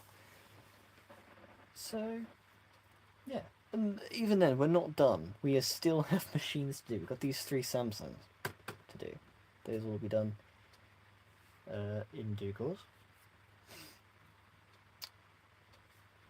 I need to find a way of getting this Veo to turn on. I have noticed it is taking power and it is charging, so I think the motherboard is good. I think our fault lies within the power button. We'll see what we can do with that Veo. That's on the repair pile. We'll get that looked at. Got another ThinkPad which works. It just needs a few tweaks done to it. It looks really bad. It's in horrible condition, but I'm going to keep it that way because it looks like a Mad Max computer. It's got like metal braces. It's got like sand ingrained in it. It probably looks like an apocalyptic computer, and I really like it. So I'm going to try and fix it, but keep as much of the original charm as possible. And I am keeping the keycaps on the keyboard, the dirty ones. But I will probably have to change the keyboard. I'm going to try and, like, a little bit of deoxit in there. Try and return functionality to the keyboard, but I'm not sure. Yeah, English UK.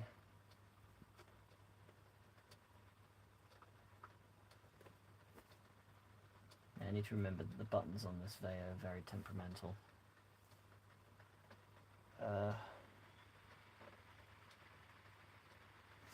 I would try and install operating systems on these other computers as well. I can do that if need be.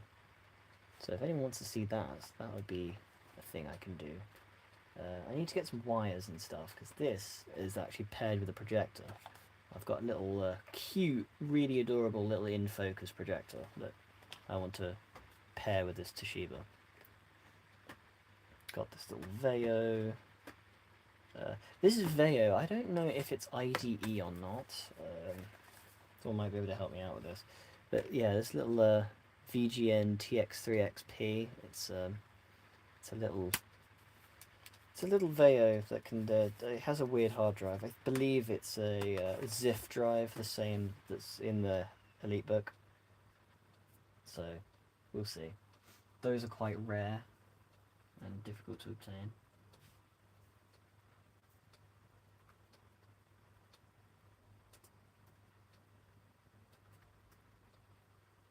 Pick a username, Luke. I would rather have that as LTD.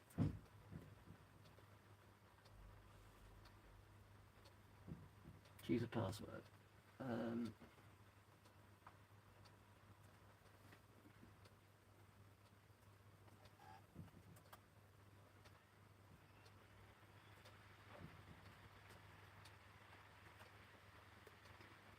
Login automatically.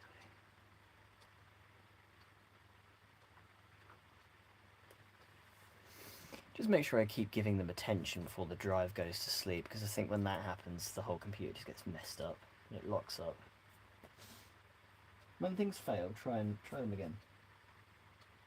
We didn't get there before, so we're getting further than we did last time. So I'm just gonna get nice and comfy, and let's watch them install. It has been going for a little while now, but these two are at least connected to the internet now. I wonder if the battery in this Veo works. I haven't actually tested it out. It might do something, it might not. No. Battery does not function.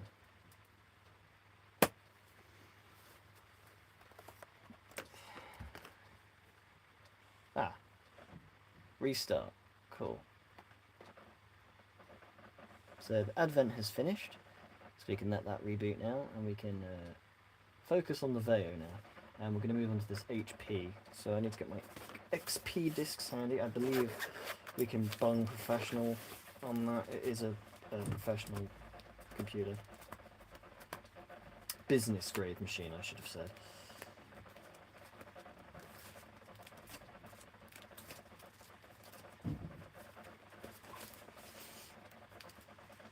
Disc Warrior, Parted Magic. I haven't actually had to use Disc Warrior in ages. Windows 2000, Mac OS Tiger. That's a PowerPC though, we can't use that on the Mac. Ubuntu Server. Here we go, XP. Please remove installation media and close the tray if any.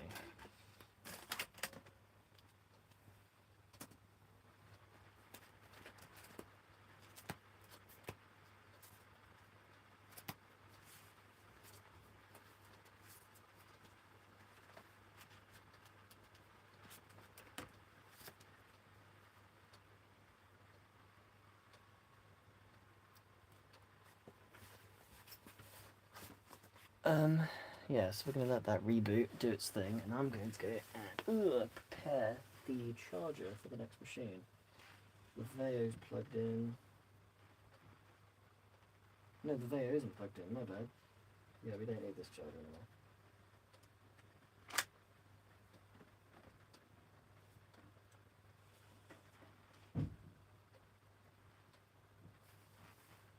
We need that HP one back.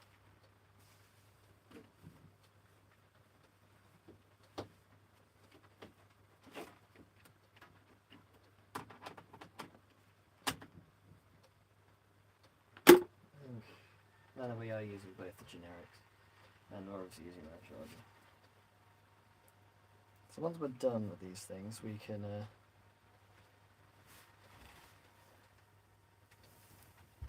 yeah, once we're finished, we can turn more things off. There's bits of debris all over the floor now. The dash launcher. Cool. Well, that's all connected to the internet. Don't need that anymore. Shut down.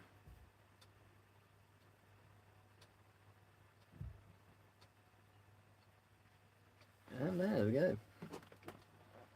That's one happy advent.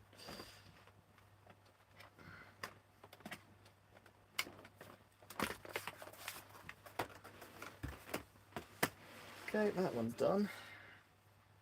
Nice. So we do another switcheroo now.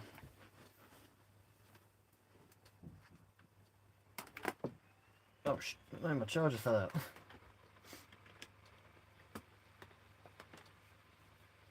So the battery works, that's a bonus. Oh, I could have broken everything then. This HP's turned itself on. Non-system disk or disk error. Brightness is a bit low. I think anyone could barely see that. Yeah, so this is an HP Compact 6715B. It's got an AMD Turion processor, so this is an AMD fueled laptop. And you know me with AMD powered stuff, I'm all over it. If it works. A lot of it is very unreliable. But I love it. If it works, it works. And it means that I can do away with faulty machines if these are slightly better. One thing I have noticed is this has a fingerprint scanner on it. It's quite fancy, this one. So we're going to pop XP on this one, because this is an XP machine. It's actually designed for Windows XP, so I'm not trying to, it's not like Vista, we're not trying to shove something onto something that it doesn't want to.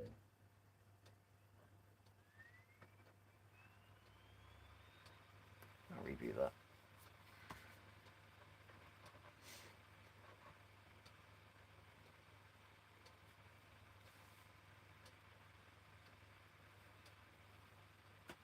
Go into F9.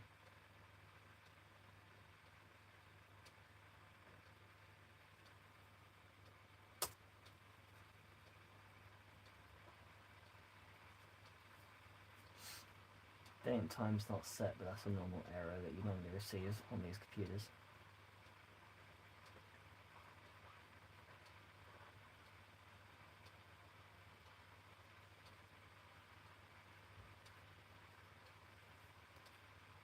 I love how these big 17-inch Macs have this card bus slot in them.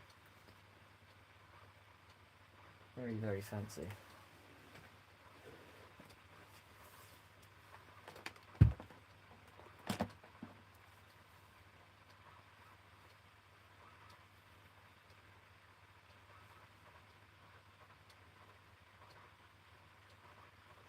At some stage, I'm going to try and deploy Windows XP onto a bunch of these XP machines with an actual server-side deployment, so stay tuned for that. That would be very fun. But yeah, I'm going to try and fix as many of these as possible. Try and install operating systems onto them. Some, of course, are going to be much harder to fix than others, but... Well, considering the gateway hasn't got a SATA port because someone had ripped it off, that would be a problem. Yeah, I don't even know where the gateway came from. I think maybe someone shipped it over from America. But it has a British keyboard layout. So it was made in this country. which is so weird. I've never seen a Gateway machine that's not American. In fact, there's two Gateways that I own now. One's a server, one's a GT350 F1.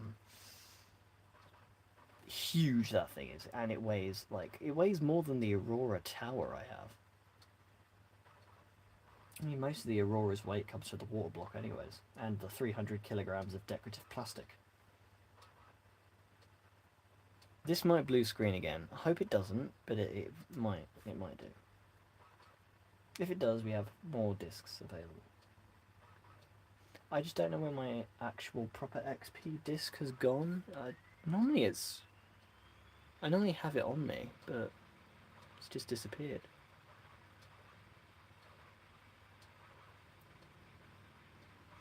No idea. I do hope everyone can actually see the screen. I don't want to do things that people can't see. People will complain if that does happen, but we will make sure, we will persevere. This does have both of its plastic things. Oh, it can do... Oh, that's cool. It can do both card bus and PCM CIA. That's amazing. I love that feature. It's got 3094 as well, so good computer. However, it might have a 7000 series GPU in it, so we want to be careful with this. This is an 8000 series GPU. These were definitely patched. These were fixed. It's part of an Apple service thing. So if this was new, this either has the better chip in it from the factory or it was fixed off of warranty. Neither of these have happened. It's bad, but we can fix it. It's fine. 8600M was fixed for a fact. None of the 7000s were patched, so they're all ticking time bombs. Some were better than others, some actually do work, others just don't. Desktop chips of all types fare better. It was only the 8000 series that was really prevalent with failure, but mobile stuff was dropping like flies. And it really sucks, because I love this Toshiba. It's got like blue lights and accents and everything. It's a proper, really nice, attractive computer. Probably try and fetch myself a 17-inch Veo. See how that goes. I think one of my Veos is 17 inch. It's a huge thing. It's a Pentium 4 box. It's like way back here in this pile back here in the IDE stuff. Setup and starting Windows as much as it can, I suppose. Oh yeah, okay, it's got further. So welcome to setup. If you want to set up to XP, yes. I do agree, F8, unpartitioned space, I'll do it NTFS quick because I'm not sitting here all day. Normally I don't do NTFS quick, I make sure it's full NTFS, but I haven't got time, so we're just going to rush that. I'm going to get this over with. I don't think I'll do all 3 Samsungs, I think I'll maybe do 1.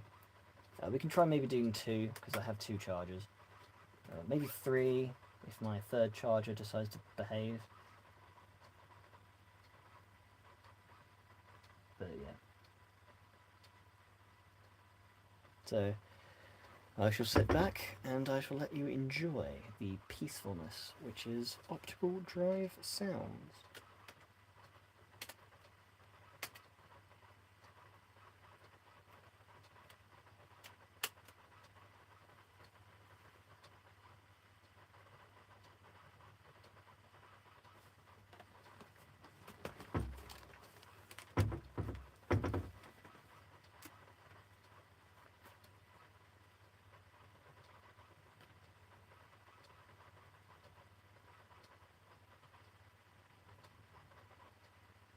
Of course, if you do have any questions, please put them in the chat and I will answer them for you.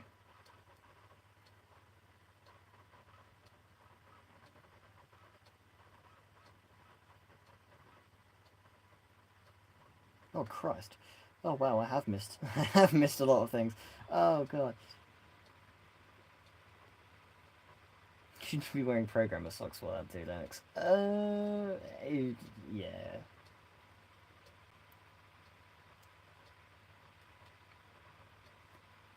The HP does not do IDE. This is a SATA drive, the HP here.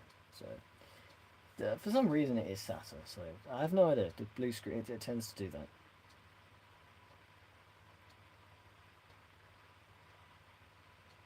I don't know. We're back to doing normal things. But this is fine. This is fine. We'll just let this do what it's supposed to be doing. I just want to get to the Mac already. I'm sick and tired of doing this thing.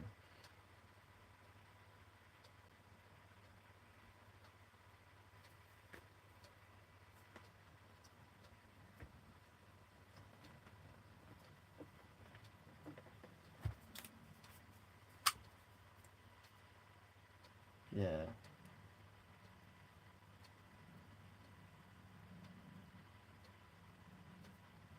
Hmm. I do wish the chat would actually pop up on my device so I can actually notice it when it comes through, instead of noticing it. 50 more laptops to fix. Oh no, you're not technically lying there. I'm pretty sure there are 50 in my pile in the pile that I've said, oh, please keep this. It's a curse. Working in IT, you're like, oh, I see this, but I really like this, but I've got to make space, otherwise my fellow co-workers will think I'm weird. Yeah, it's weird. Yeah, this is American. It's an American plug.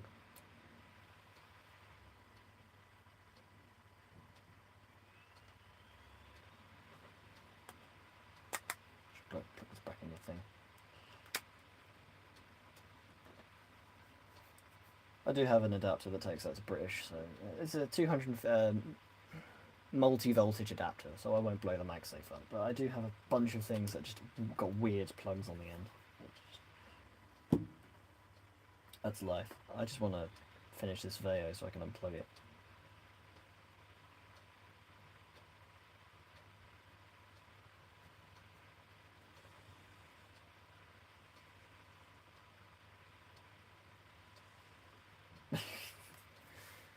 Ran out of things to talk about.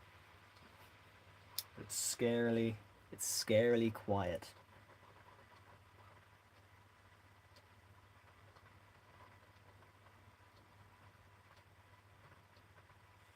Wait, if this Veo is actually IDE, I'm gonna put it in the IDE machines pile.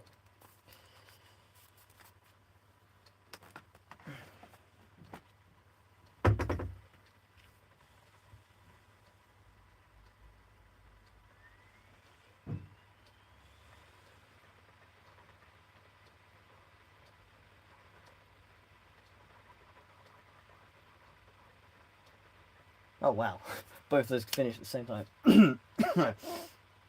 Anyway, installation is complete. You need to restart your computer, please. Yep, do. Cool. Computer reboot in 10 seconds. 10 minutes, I thought it said.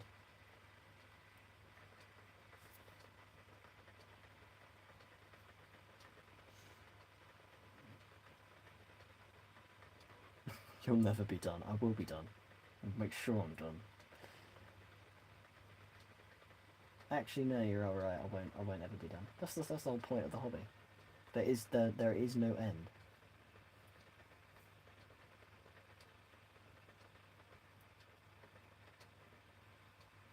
I need to disable the network boot on that HP.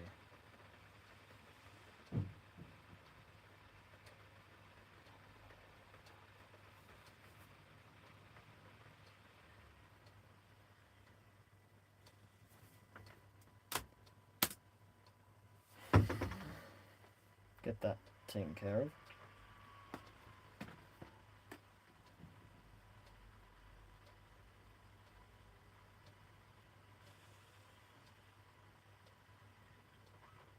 There's no drivers. Normally I think I'd expect music around this point. Oh no, no, no. This is still installation. This is the Windows PE environment, the pre-installation stuff.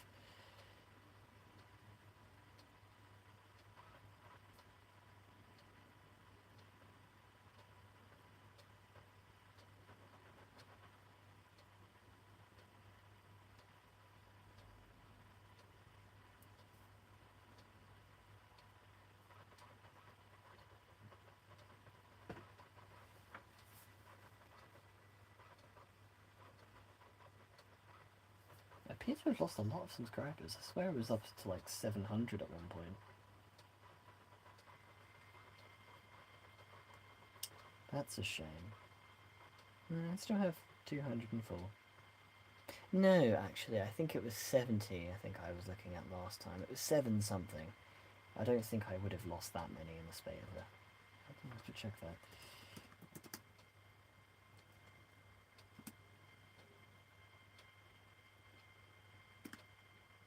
I have to check that.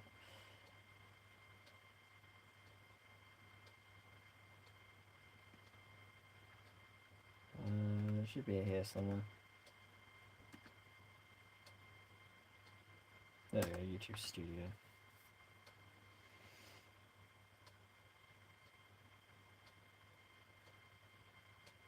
Analytics. Current subscribers. 233 views in the last 18 days.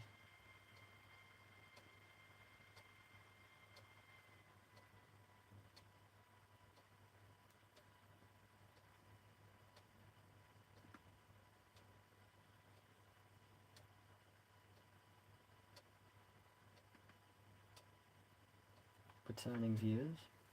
I have a lot of unique viewers. That's interesting. Inspiration.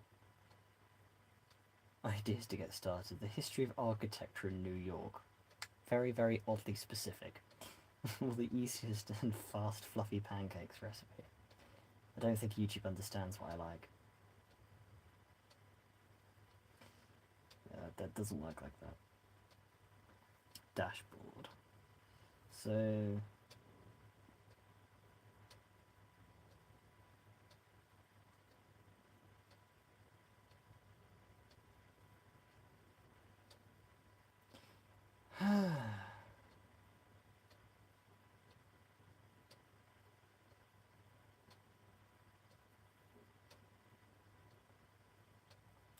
Oh, of course. Of course. I remember now.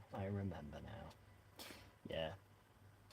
I haven't lost any subscribers. It was just I had a low count to begin with. I can chill now. I can relax. Okay, don't need that anymore. Ah, Uber Micro Repairs. Hello. Welcome to the chat. Even though there isn't much actually going on at the moment. It's just me toying around with crap. So, yeah. However, I am setting up some machines. I had some hard drives lying around, so I thought, why not just do a bunch of stuff at once? Everyone loves that. United Kingdom, languages. Yeah, just gonna make sure all this is set up really. And the disintegrating rubber buttons on the HPs. Advanced. I want everything set to UK. Thank you. US keyboard layout. Gib. Apply. Thank you. Okay, that's 9. Yep. Name. Organization. ETS Tech. Solutions. Because it's the most fancy sounding name I could conjure out of thin air. Right, I need the product keys for this that I have. Bump it up to 1 decibel. Oh, is that a problem?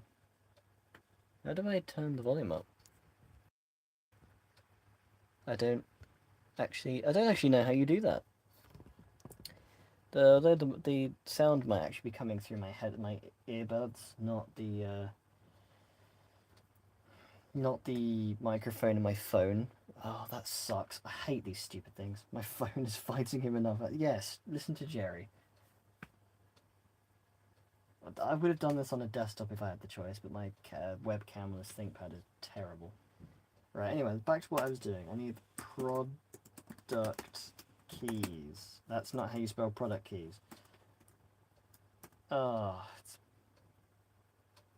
it's a little better. Okay.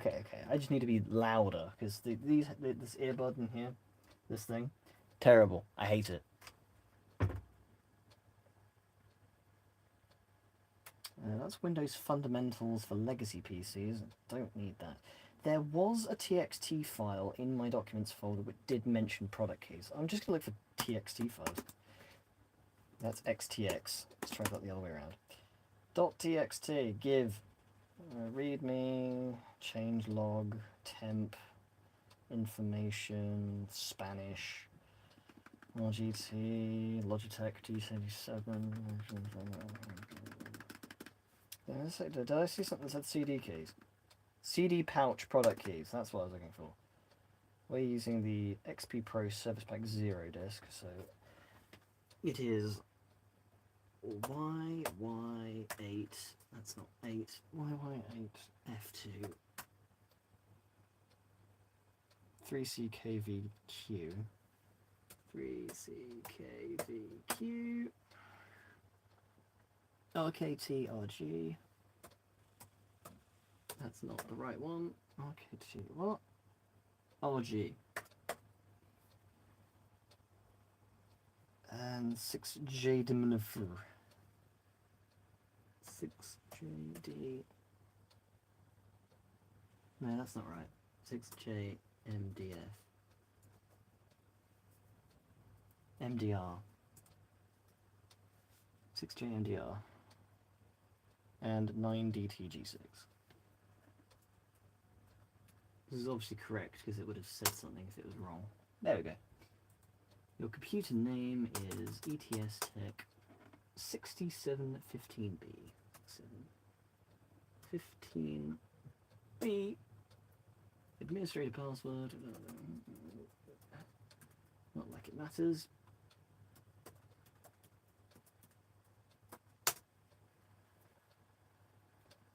Right, it thinks it's Friday, January the 4th, 1980. I mean, January the 4th, that's a fair bet.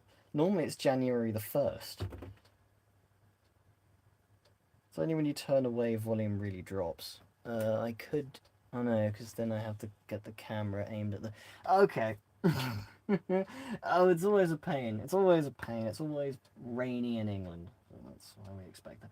Okay, right, back to what I was doing. Let's get the date and time up to date. Get the actual date and time right. It's not 1980, it's 2000 and... not 2030. Shit, go back. Roll back. It's May... Is it May? It can't be May. It's June. It's June the 8th. Greenwich Mean Time. Oddly enough, I clicked that randomly without expecting it. And the time is 14:20. 14... Oh, bugger. It's in 12 hours, isn't it? 30 is 1, so it's 2... 2:20. 2:21. Look, I can do 12 hours as well. I just have to think. Yay! Okay, that's doing things now. This has been stuck on a black screen for like the last minute or so. Maybe it just can't reboot.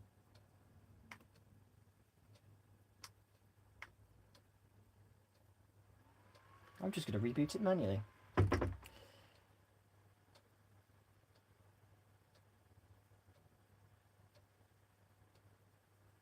Let that do its thing.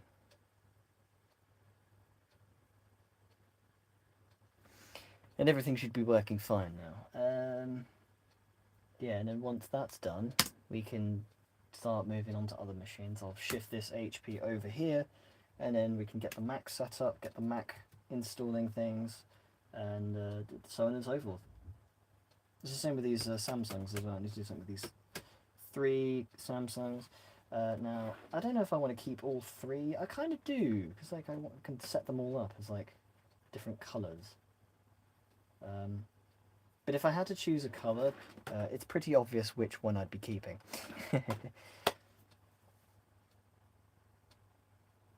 So we want our typical settings when it comes to TCP/IP. Not part of a work group yet. I do want to set up some sort of deployment server-ish thing. You know, I want to get into sort of the enterprise level tech. But that's when I have space for a server rack and the power to boot. So that'll come later. Okay, so it looks like it does work with Ubuntu desktop. Not sure how many drivers we're missing, but we will go through all that when the time comes. We're just going to shut this down now. Let that let this continue installing Windows, and we are going to just pop this all over where things go, because at the moment it really is, it's very confusing.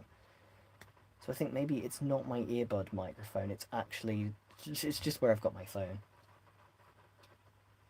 I should link through like a better wireless microphone or something, like a lapel mic, so everyone can always hear me no matter where I am in the room. Yeah, that could work. Alright, this Vaio is switched off now. Unplug that. So this is all finished now. Actually, I'll take my disc back as well whilst I'm at it. Thank you. Drop that down there. So that can go back in the CD pouch. This was Ubuntu 14.04 LTS. So it looks like we've just only been working with Ubuntu 14. Bluetooth mic. I don't have a Bluetooth mic at the moment. I have a Bluetooth earpiece, but this microphone is terrible. Would not recommend.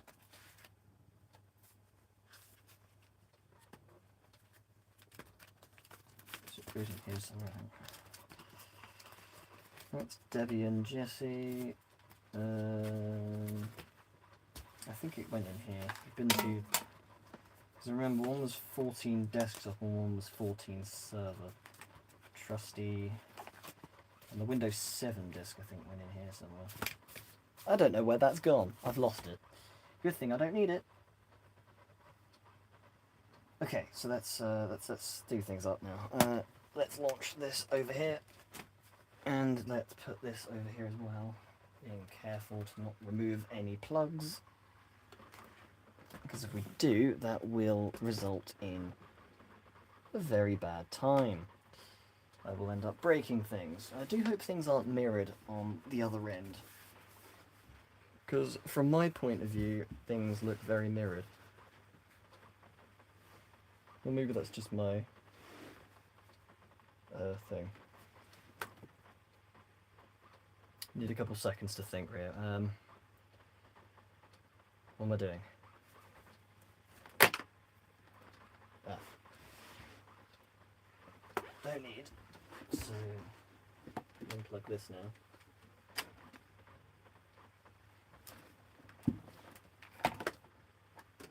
This is where the fun starts. Because this is where I'm going into completely unfamiliar territory. It's Mac time. This is the bit where everyone's been waiting for. It still works! It's okay. It's better than the other one. It's better than the other one.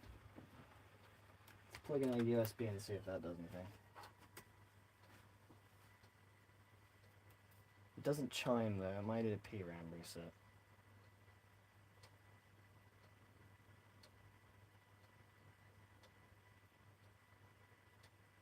Backlight bleed on this is massive. It's really, it's a really poor display.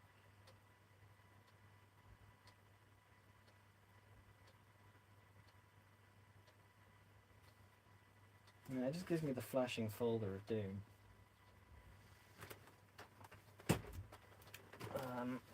I don't have any DVDs, so I can't burn macOS Lion onto a disc. I really should.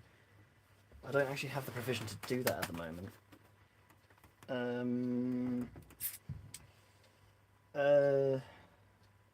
Yeah, obviously my USB method I don't think has worked. I'm going to try and boot it manually.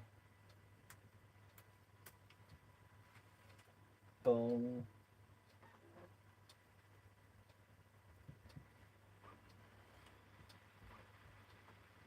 Just keep holding my finger down, just in case it pops up in the boot menu. I don't think it is. I don't see anything.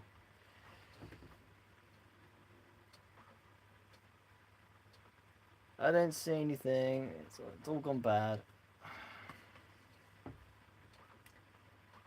I think we're gonna have to pull out the XP disc again. Oh, this is gonna be weird. The one thing I wanted to do today was fix that Mac, and looks like I can't do it. I can't even do that properly. I have no Vista discs. I haven't got anything anymore. Let's do XP Home. At least I can give it a sense of being casual.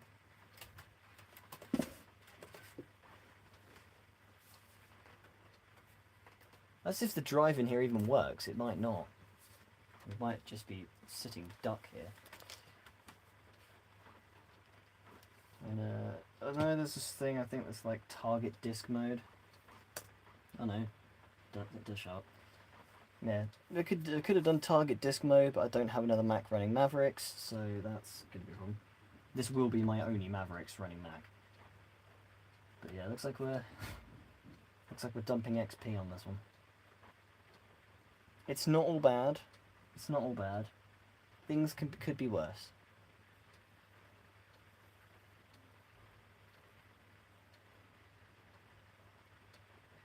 It's XPception. Now, I'm gonna look up other ways of doing that. Like I said, like the things like the driver updates and the other things that we can do, this can all happen later. I just want to get things installed. Get them functional to a degree that's more functional what they are at the moment. Because at the moment, none of these machines were working. None of them had OSs. So as long as it's use the correct English, an OS, it counts. So we are installing operating systems on both here and here. We're getting those done. And yeah. So that's installing. That's good. This is doing something. Normally I would grab the Toshiba once this is finished, but I think I'm going to leave this on here for now. Okay, can you read this? I can. Did we get sound? Unlikely, this is XP. Yeah, we have no video, so it's highly unlikely we get sound. Oh, my bad. Oops. Sorry about that. Beam be doom doom beam doom.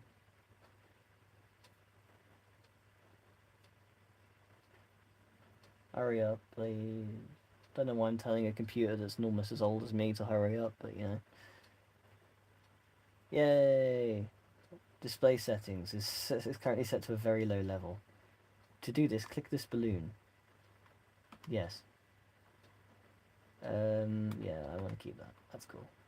My computer.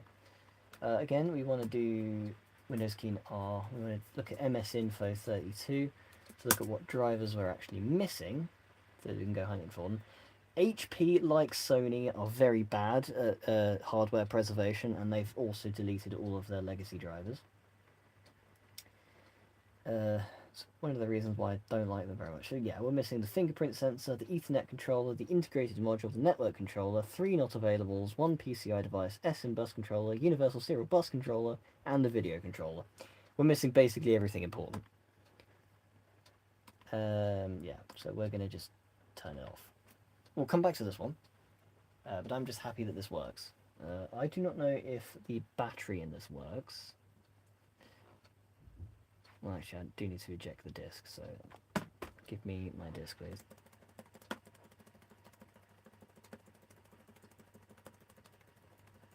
Give my disc, please.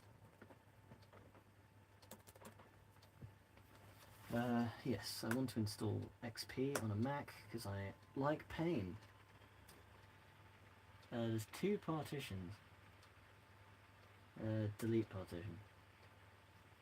L. Delete partition. L. Unpartition space. Yes. NTFS quick, because I don't have all day. Right, I just want my disk out. Give. Now, does the battery work? It does. That's cool.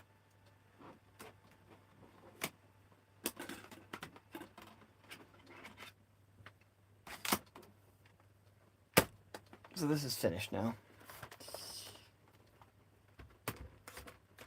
I think the older AMD stuff is a lot more reliable than the more newer stuff. So stuff like the 8600, just around the Vista 7 period of AMD hardware was when the faults and problems started coming in.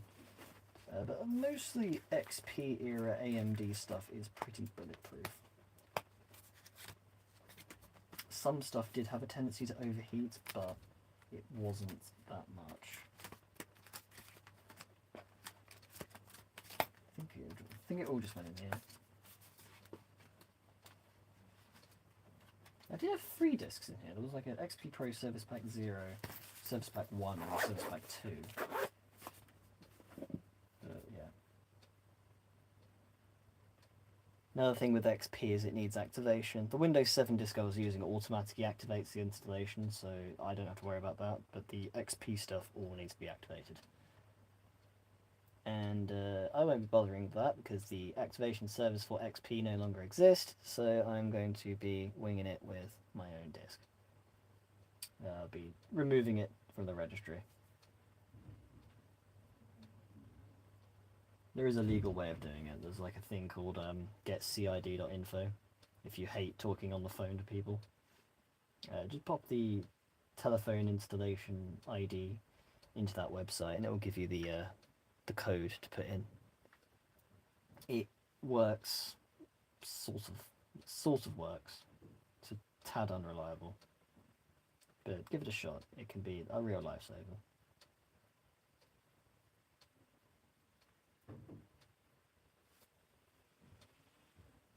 Yeah, this Mac's getting a little bit warm. Not warm enough to be considered as worryingly hot, like GPU killing levels of heat, but these GPUs would die even if they got to like 20 degrees Celsius. They were very, very unreliable. And unfortunately I learned that the hard way with the other MacBook Pro, which is unfortunately very dead. But it was already broken, so I'm not feeling too bad. We can fix it. I'm trying to get the Samsung charger. Kind of need that one. So we don't need the HP charger anymore. At all, because we don't have any HPs left.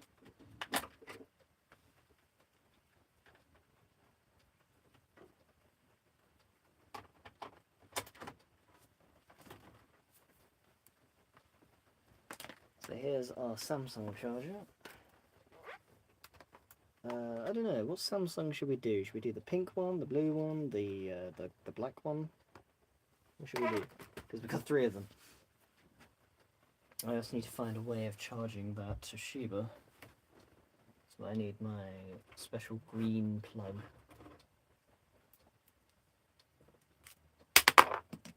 Which I've just lost. Where did that go? Well, I won't be having that ever again. It's not present. It's gone. Well, that sucks. I kind of needed that. That was very important. And gravity just made me lose it. But yeah, we've got a Samsung charger now that we can use for Samsung things. Ooh, my back. Notebook NP300E. So these are all Samsung 300Es, I presume.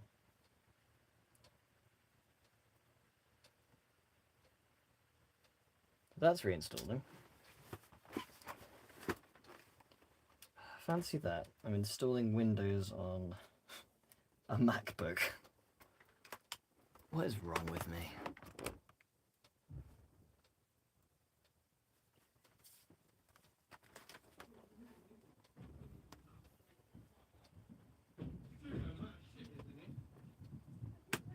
I don't know. I think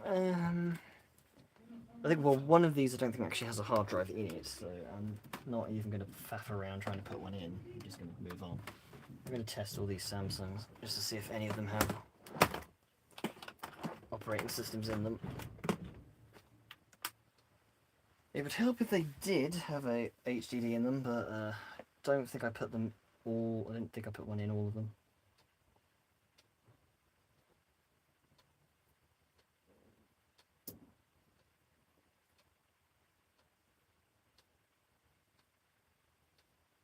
No, that one actually completely lacks any drive. That one doesn't even have one installed. That's going to be a problem.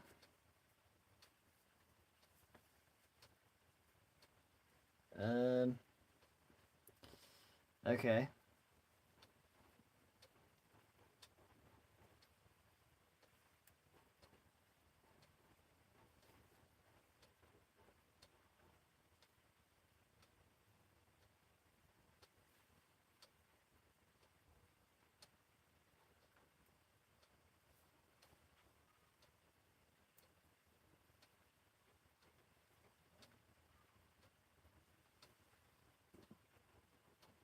Huh. Okay, well that's not working. So the black one is out of the equation. This is no hard drive in it. So we're not doing that one. What? Just go to that. Let's instead.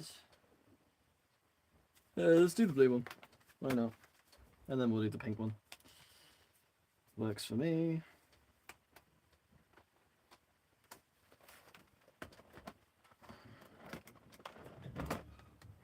So let's install Windows 7. 7, yeah, let's put Windows 7 on the Samsung. These are slightly unreliable though, because they are they turn on and off a few times. Maybe because the BIOS is a bit funky. One of them's funky. I can't remember exactly what's wrong with the other one. It will figure itself out eventually. 7 Pro. Where's 7 Ultimate gone? I must have left it inside one of these machines. And the last thing I was doing was with the Veo, the battery. Oh, that sucks.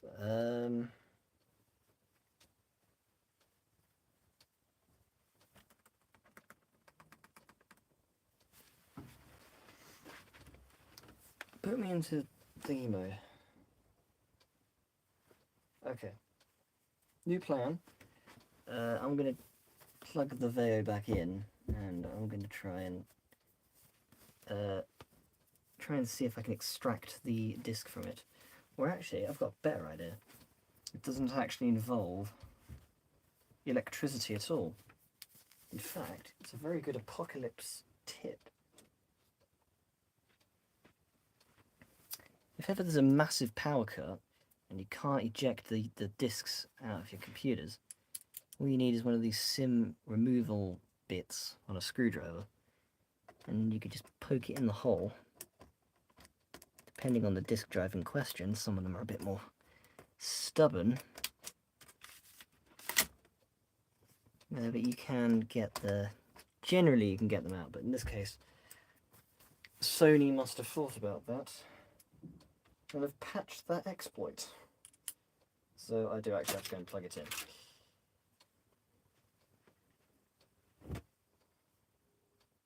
Why is it always me?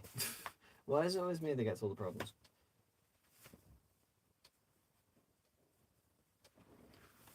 Oh well, could be worse. Could be much worse.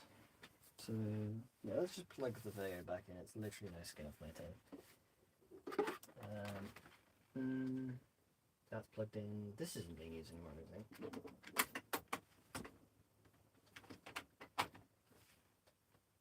That sounds a bit crackly.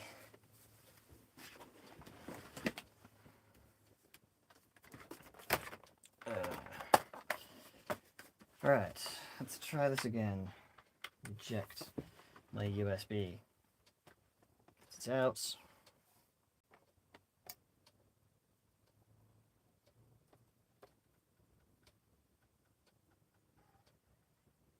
Give. Thank you. I knew I was missing something.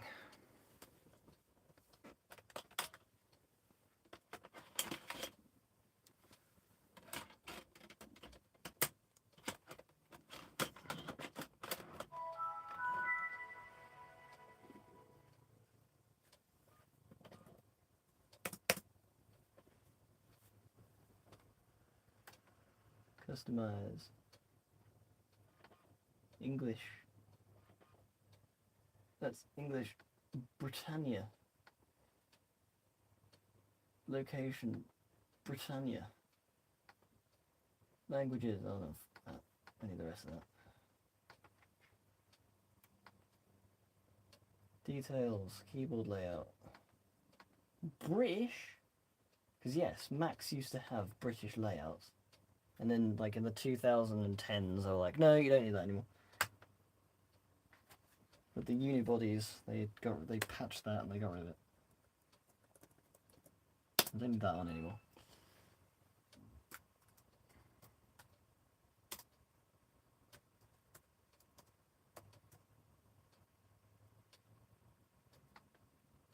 Organization. Oh yeah, of course.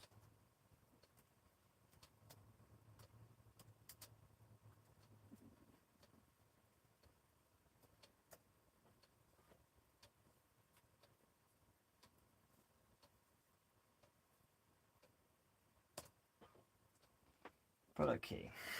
It's gonna need my product key again, isn't it? Because this is the home edition disc. Well, luckily I have those on hand, so I'll just put those in. Yeah, install that. English UK. That's United States. Pow. Okay, so I need, that was Pro Home. G7 BR9. 8QV29.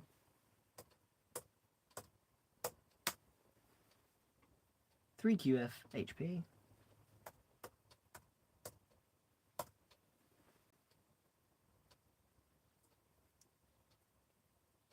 F84WG.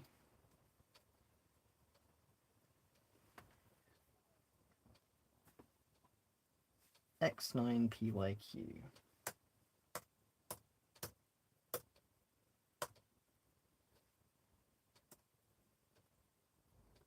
Because the last one I didn't put the X in. ETS Tech.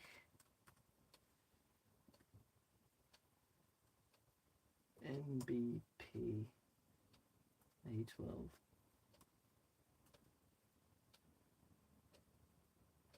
A1231.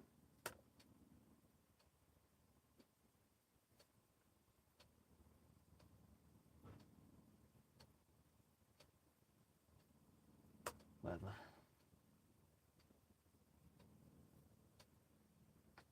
Time's wrong.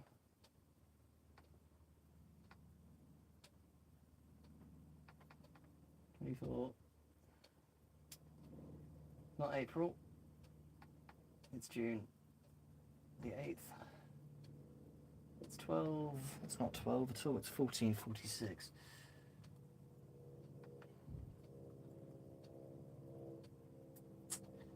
$2.46.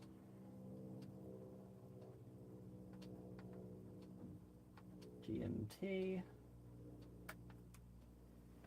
Cool, we want home premium on this, I think.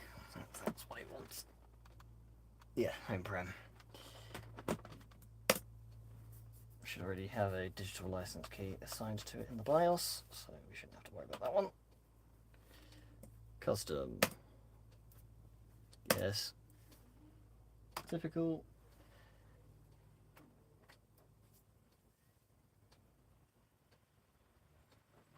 Finally, we can enjoy things working for a change.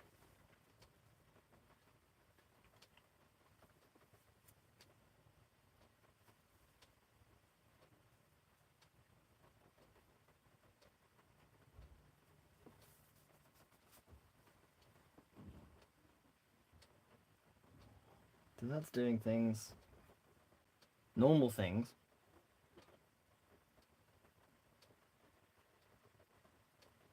And we want to make sure that these are taken care of, so, yeah.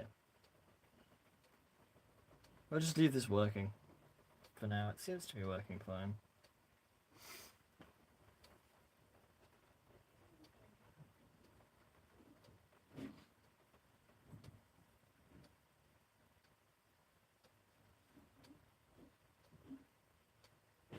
hate that it takes a suspiciously long time to work. It just fills me with anxiety. But the Mac has done a really good job. It hasn't actually died. And I ran the other MacBook for not even this length of time, and it died, like 6 minutes. This has been going for at least 20. I think the GPU in this is slightly better. Might be even a patched one. You might be lucky. I'm always going to give this a full repaste, full service, and we will of course put macOS on this as it so deserves to have. So this will be fixed up for definite. The other one will get some attention eventually, but it's got quite a complex fault, so I might have to send that motherboard off to a professional to be done, because I can't do BGA work. Not on this degree of size anyways. It's huge.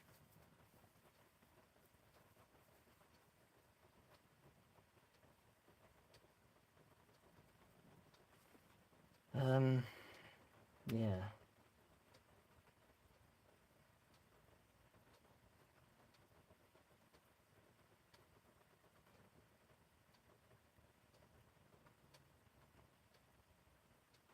All the IDE stuff will of course be tackled when I see fit.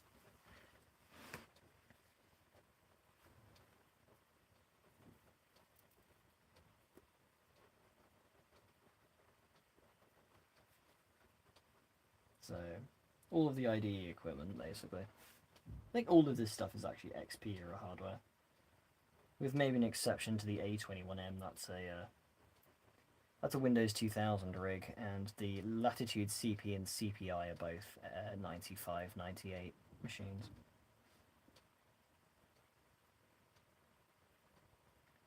Other than that, everything else is all XP. Even the Mac. The Mac should not be an XP machine, but the Mac is an XP machine, so we're just going to have to deal with it. That is a fact.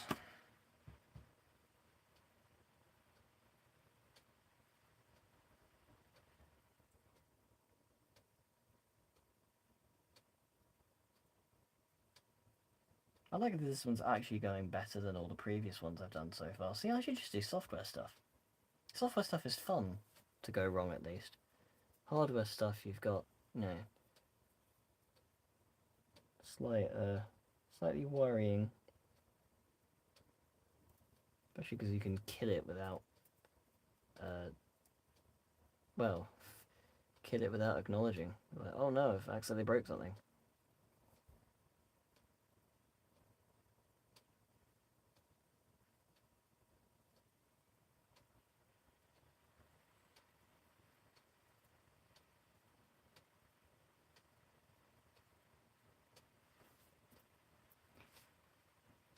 Yeah. So we're very close to finishing now. We've got 2 machines left to work on.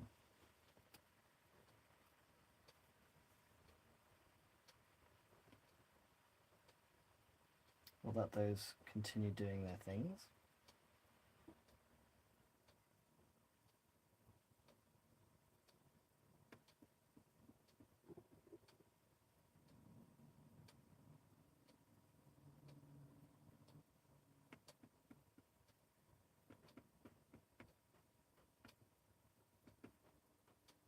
Gets a bit quieter again because we're not doing quite a lot now. We used to be doing loads and just sort of dialed back again on the activity. I'm shocked the DVD drive still works in this MacBook, considering how filthy it was when I found it. It's actually done a really, really nice job.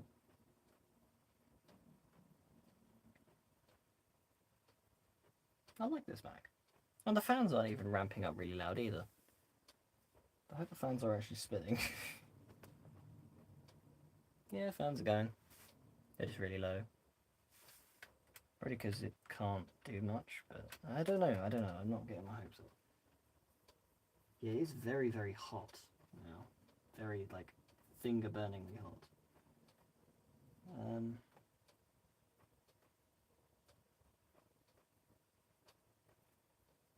Still responding, it hasn't locked up yet. I hope it doesn't. It is quite warm in here. I just do hope that it doesn't kill the GPU, because it is being stressed quite hard right now. The fans really should be, like, going up.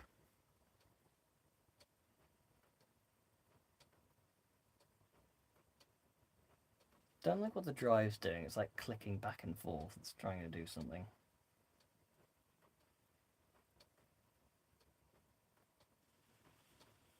That's also this Samsung's also being incredibly slow as well. Like it's, or maybe just wanted a bit of persuasion. Just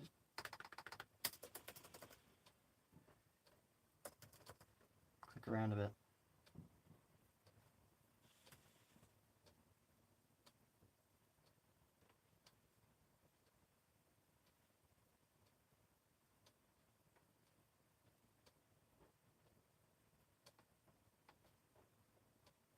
It's starting to move now. I think I just needed to poke it, just to get some activity.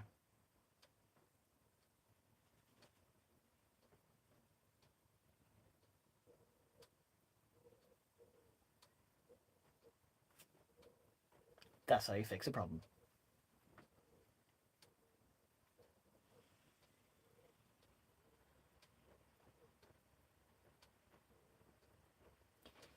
Yeah, so we just gotta wait for this to finish doing things.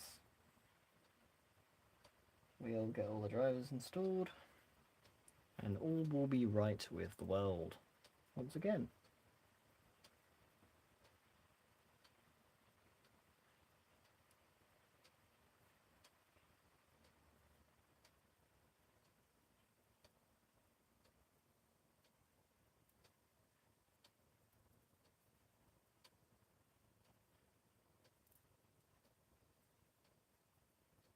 That's gone quiet.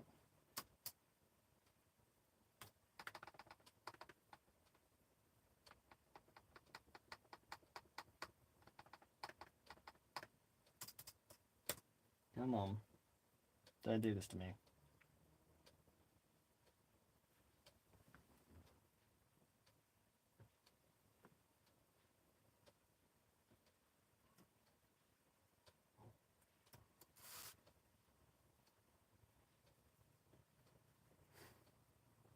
No, mouse button doesn't even work now. That's a bit worrying.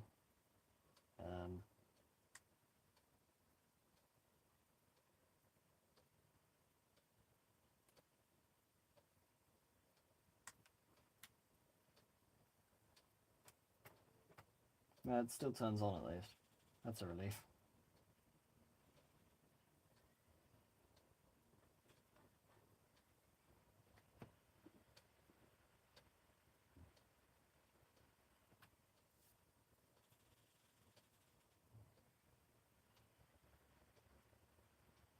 I find it scary how the fans haven't even ramped up on this Mac yet. Even in the BIOS, these things should be running at full tilt.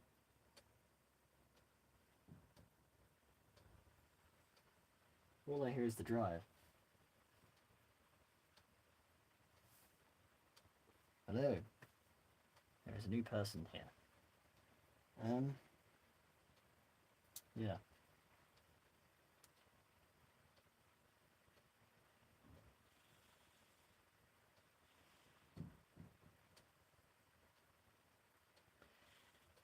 Well, this has become incredibly boring all of a sudden because these two are just being the slowest things in the world. This has got an SSD in it. This has a mech, but this has been much quicker for some reason. It's now just exhibiting some problems. This is why you don't install Windows XP on a Mac.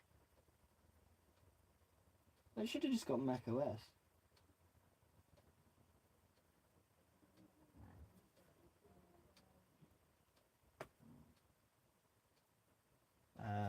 Yeah, I'm very tempted to just yeah,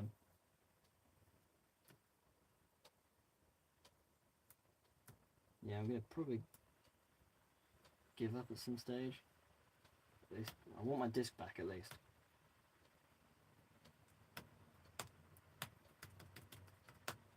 Give me my disc. Oh, there it is. Press any key to boot from the CD. Why does it take this long? Granted, I've never worked on one of these Macs before.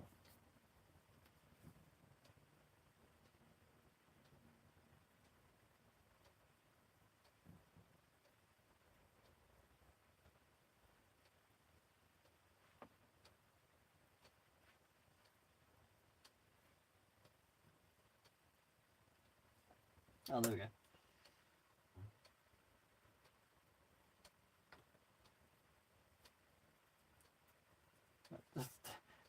Does it lack keyboard drivers?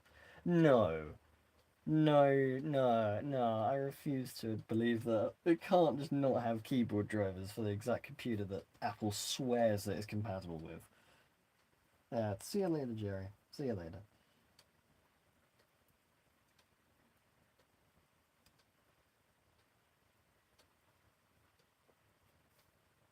Oh yeah, normally you'd hear music.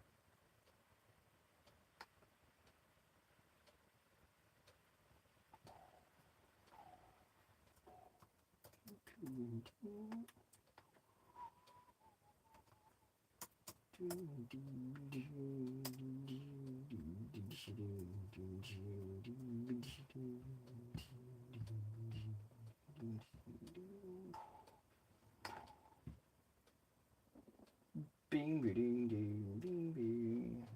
Oh, we're ready to go. Title.wma. Oh, you know it. You know it. Title.wma. Except we have no drivers. There are no drivers, so I have to make do with what I've got. There we go. Done. This looks so cursed. This looks so cursed. MacBook Pro, Windows. Oh, this shouldn't be real, but it is real. I could say we're done here. Not yet. I love the fact that command is now start. We want Windows key R. MS Info 32. We don't obviously have video drivers, so that's going to be a problem. Yeah, Apple MacBook Pro 4.1, so it does at least understand it's on a Mac. Forced hardware, memory, components, problem devices. Yeah, Bluetooth, eyesight, Ethernet, PCI SMVAS, video controller, 10DE0407. I don't know exactly what GPU this has. I know it's got an 8600M of some sort NVIDIA, but obviously not one of the bad ones because it would have cooked itself to death at the heat it was running at. But yeah, let's switch this off before the computer actually kills itself. So we're done. My phone battery is actually running low on charge. I've actually cooked myself back down to 10%. Mac OS on non-Mac hardware.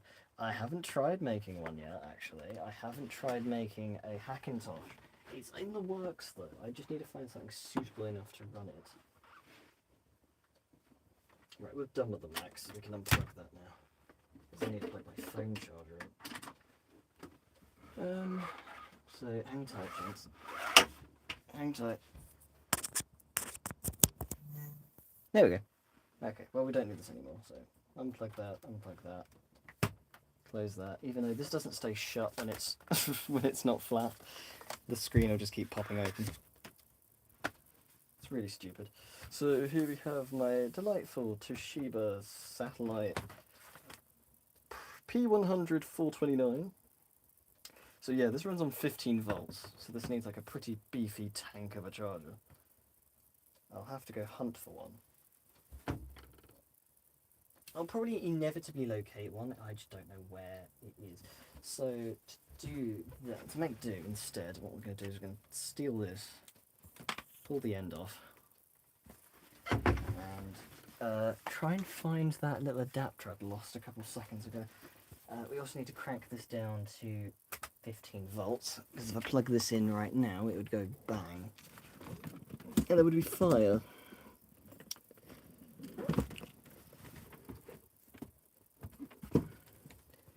Don't know where that charging doodad went. I need that. I need it. Where did it go? Oh, there it is. There it is. Found it.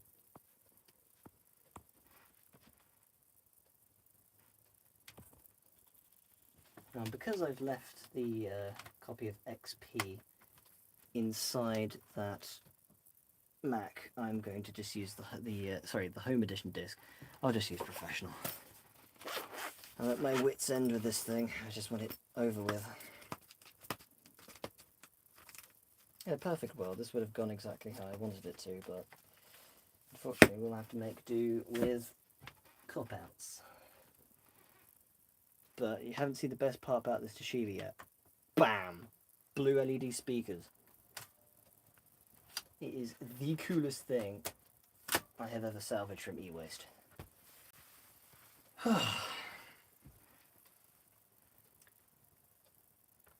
While I wait for that to boot up,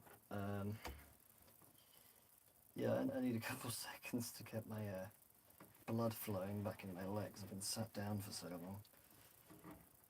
Oh man. Oh, there we go. Still posts. Error 17. Oh, I love cryptic error messages. Control Alt Delete. I just want the boot menu. I really don't care about whatever's already on the hard drive.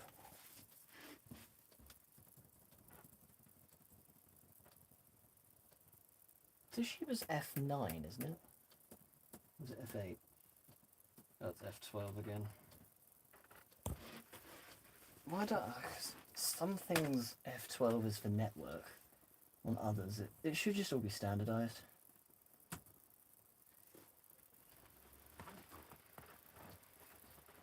Oh boy.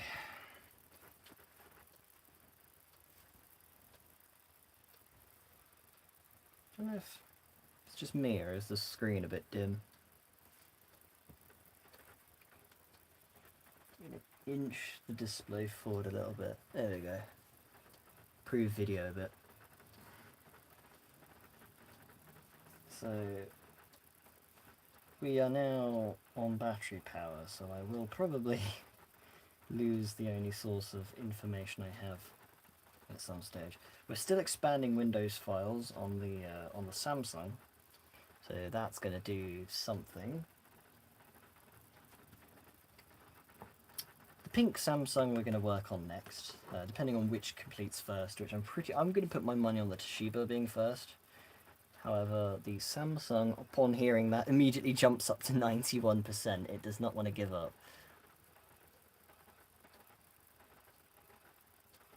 So, who knows?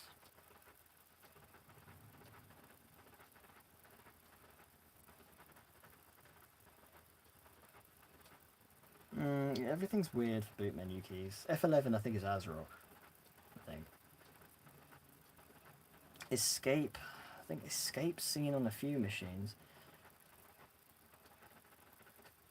I can't recall precisely what. Definitely have used Escape before, I think it's just generic Phoenix BIOS stuff. I think the Advents one, the Sempron based Advents, which is like at the back of the pile here, that was Escape. Novatech I think is Escape. I think the Aris is also Escape. Anything with a similar sort of design. We want XP. I agree. Install it on here. Format as NTFS quick.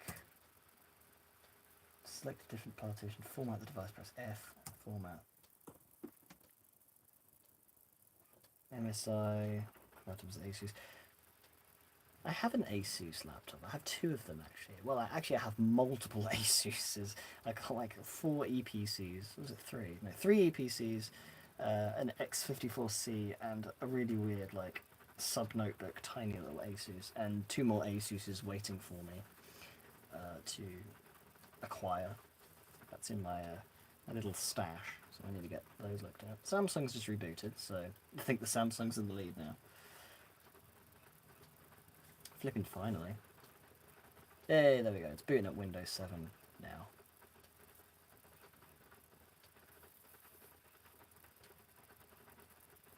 So yeah, it's a really, really intense head-to-head fight between Korea and Japan. I think Toshiba's Japanese, isn't it? Oh yeah. Toshiba's Japanese. So it's referred to as Dynabook in Japan. Samsung. I don't think their laptops are any different in Korea, although they might be called Sens, Samsung Sens. I've never seen a Sens branded product in the UK. It literally is just Samsung. And in America, there's no such thing as a Samsung. Samsung laptops don't exist in America. Especially on the early ones. The early ones are all MPC branded. They're MPC Client Pro or whatnot. It's really, really interesting. Can't wait to go through a lot of these XP stuff, because there's a lot of really, really cool stuff in here. We've got ThinkPads and big P4 machines. Why are you beeping at me? And some British brands, some brands that aren't British. I don't think Aris is British. I think Aris is German. It's Jericom. It's a Jericom PC, so it's technically German. There we go. Windows 7 Home Premium. So I want that. Are these E300s, right? 300E. So this would be Samsung dash 300E.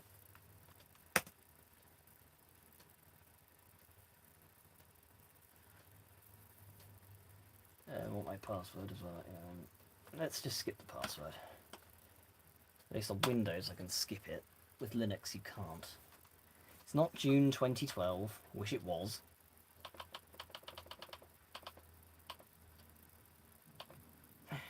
Instead, it's June 8th, 2024. At 15:09 BST. 09.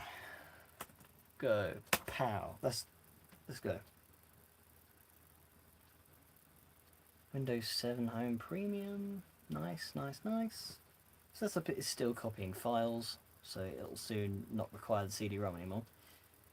Well, not boot into the CD-ROM, it'll boot off the hard drive. It'll still need a CD-ROM for assets. And boom. We do have sound, we don't have video drivers, we don't have network.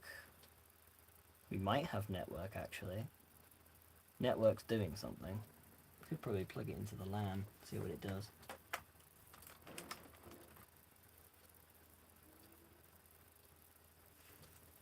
I need MSInfo32.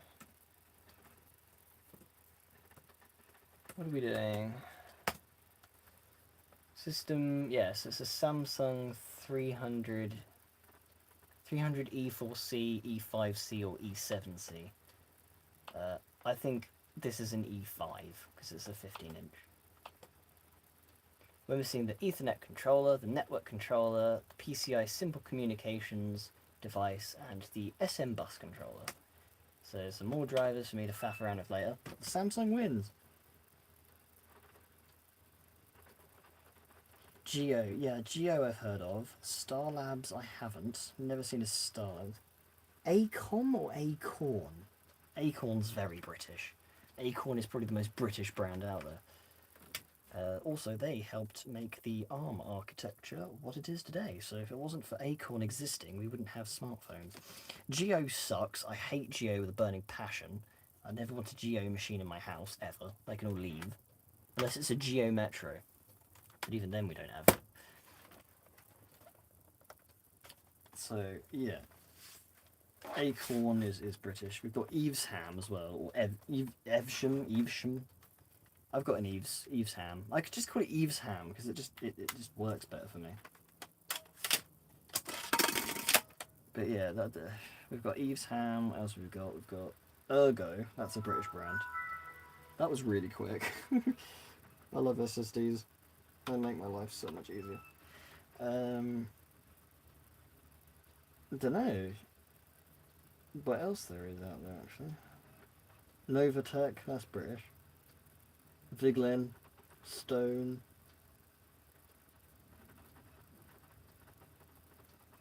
I think that's it really.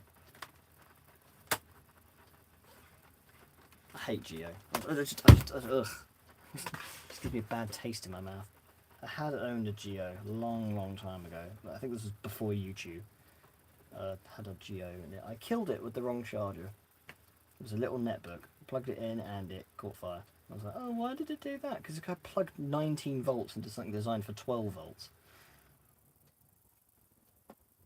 So that's to be expected. Get me up to date on here. So I think now that we've got time, might as well do the pink one. Let's just do the pink one. Just do everything.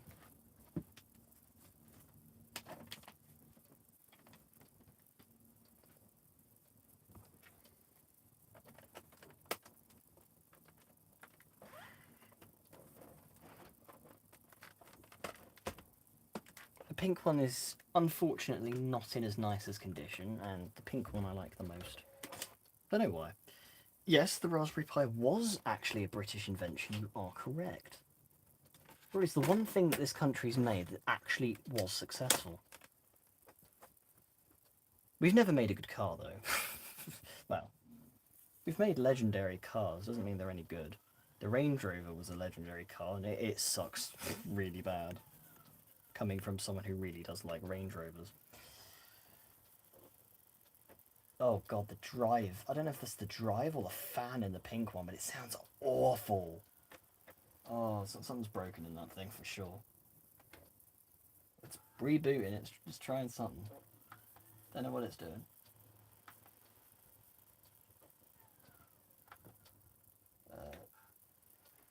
So once I'm finished here, we can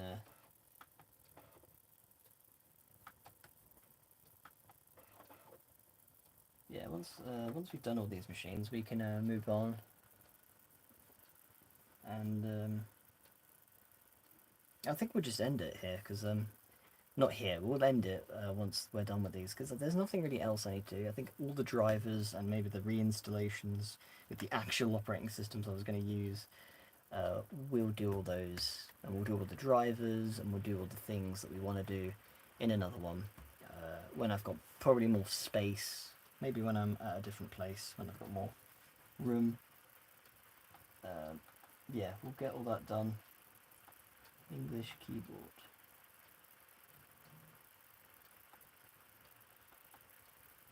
English, United Kingdom. Oh, no. What am I doing? Registered to thingy.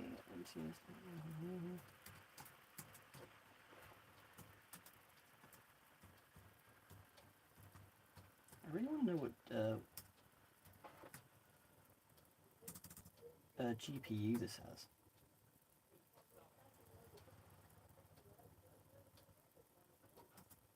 ETS Tech Solutions. Okay, the product key, this is the professional disc again, I think, so I need to go. One of your biggest fans are watching. Biggest fans? Oh, you... Could have known. There's actually I think there's 3 fans in shot. There's an old bathroom exhaust fan just sitting, chilling out. And there's another fan in that cardboard box, which you can obviously see. Not Very nice. Very nice. Thanks for the prank. I want to go to the Raspberry Pi store in Cambridge. That exists? There's a Pi store? Oh, I need to go there.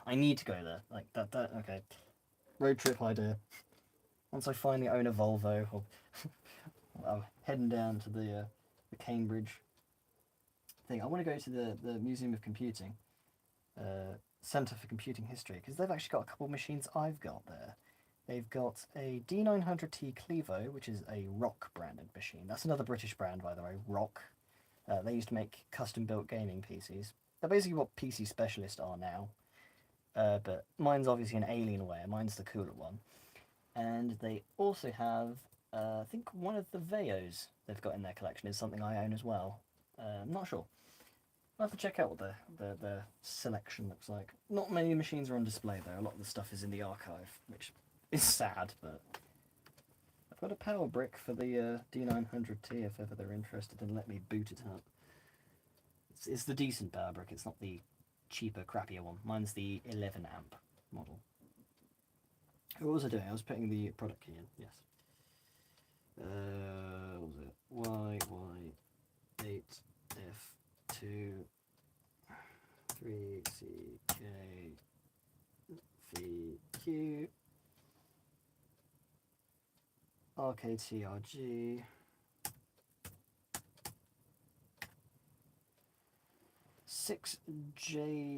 6JMDR. That one's always confusing. 6 JNDR 9 DTG6.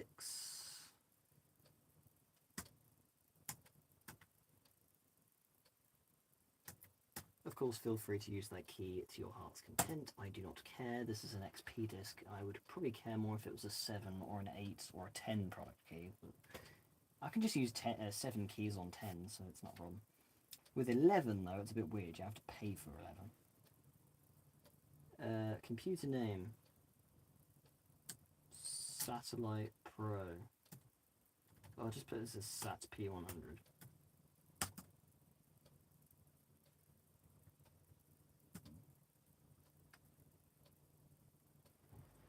Administrator password. Of course, this is XP. I have to put that in, don't I?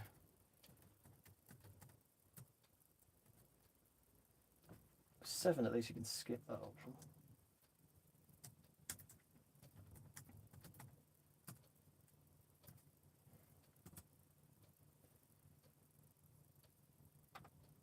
Password does not match.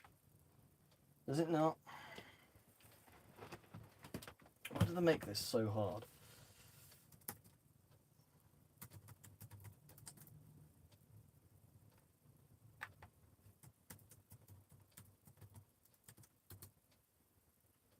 It just says your password doesn't match. What do you mean it doesn't match?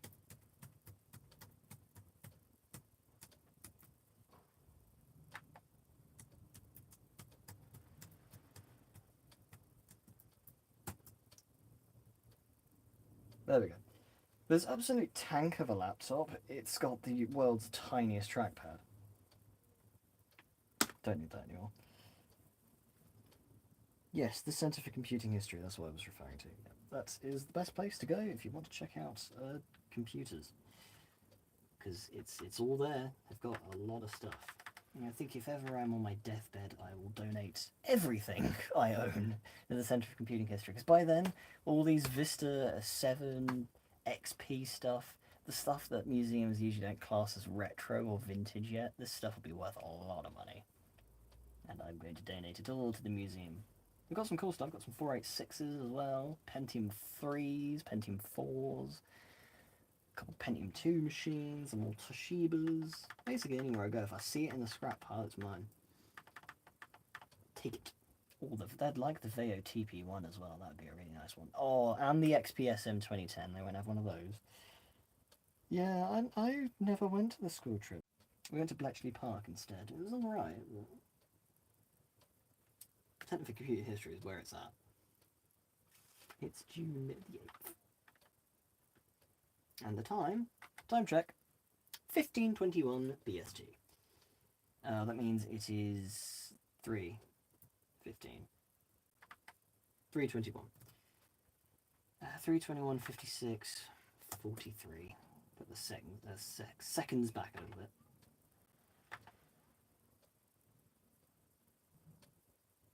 Something in here is talking to me. Maybe I triggered a virtual assistant in one of my devices in my drawer.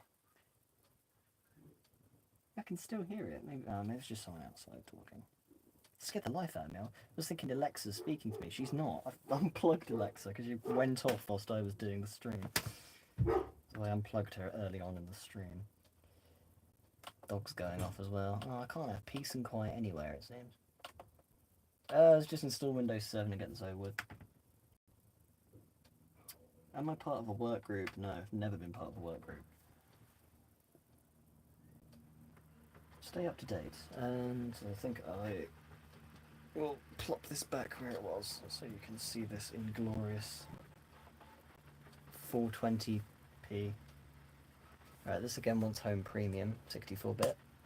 Always go 64. If you're going 32, you'll gimp yourself. If the architecture supports 64-bit, do it. 7 on 32 bits for like really old Core 2 stuff. Don't even attempt to put 7 on a Pentium 4. You will probably destroy it. That sounds a bit more stable. Well, if you live there, it's obviously a much easier way to get there. Obviously, it's an hour and 16 minutes. For me, that would be like 3 hours. I have to drive from the east. sucks. I love these blue lights on the speaker grills. They're so nice, so futuristic. This is in such good condition as well. Like, some of the stuff we get in for recycling is either like destroyed, fundamentally totaled, or it's in super nice condition, like almost virtually brand new. I'm like, oh, I have this old computer that I never used and I need all my data off of it. And they're like, yeah, we'll do that. So we get the data off, or pull the hard drive out, and then the computer's scrap, and then it's down to me what I want to do with it. I am the head scrap man, so everything goes through me. Except if I'm overwhelmed, then I have to plop some of it onto a co-worker, but I dump the stuff I don't want onto the co-worker. Everything that I want has the hard drives pulled and goes straight on my shelf. I need to actually clear my shelf out before people get angry that I'm using all this space up, because like, it's bleeding onto 2 whole racks worth of stuff. Yeah, I've got to control myself.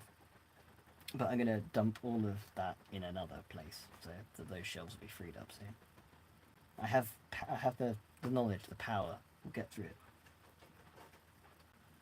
But yeah, as soon as I've got some IDE hard drives, we're going to do something like this again, but I'm going to try net booting everything.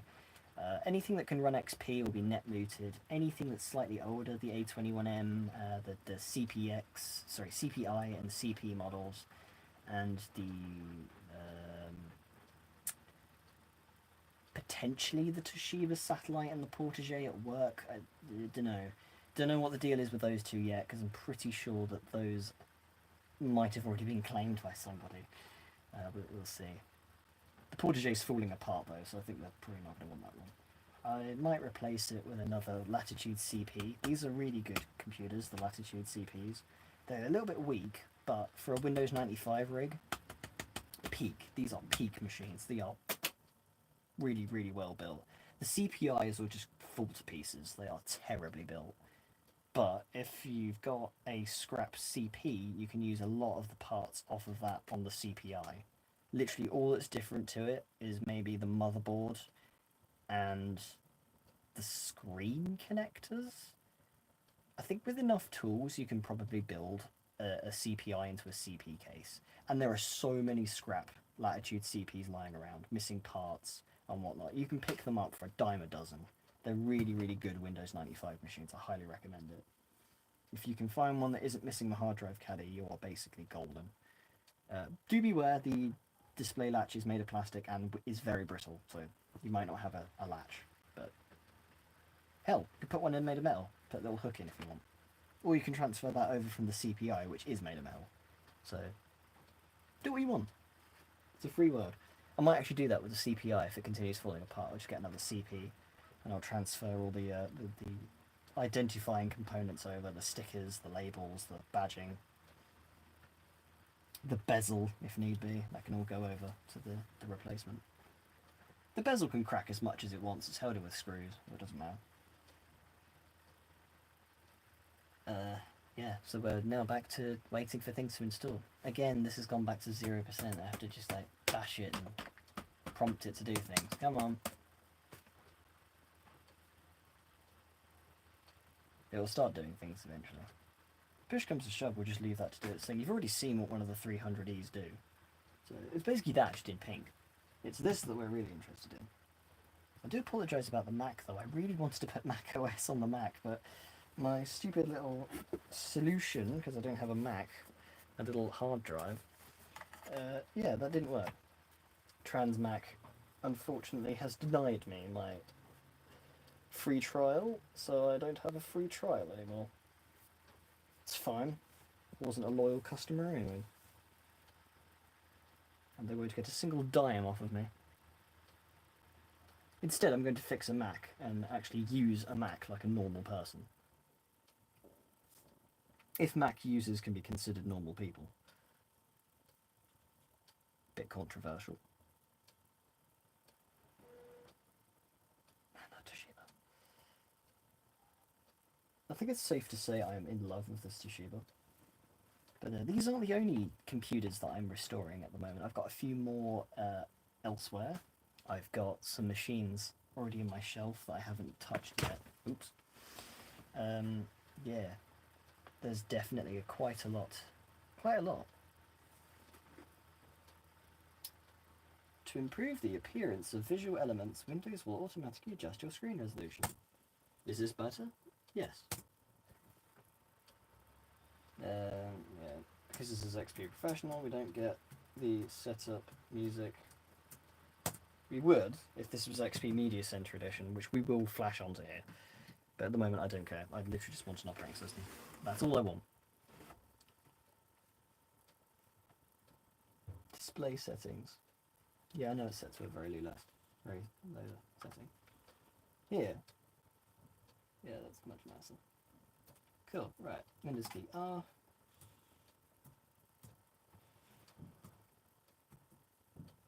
Go into MS Info 32 and we'll look at our components and see what issues we have. Mass storage controller. Mass storage? There's no USBs in this thing. Network, obviously. PCI, video controller, SM bus. 10DE0398. I'm going to look that up actually.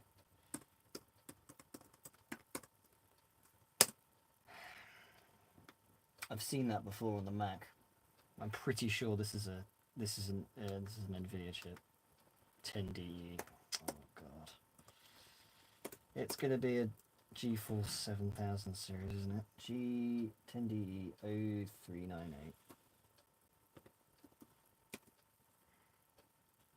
Yeah, GeForce Go 7600. Oh, it's a G73. Oh no. Oh dear.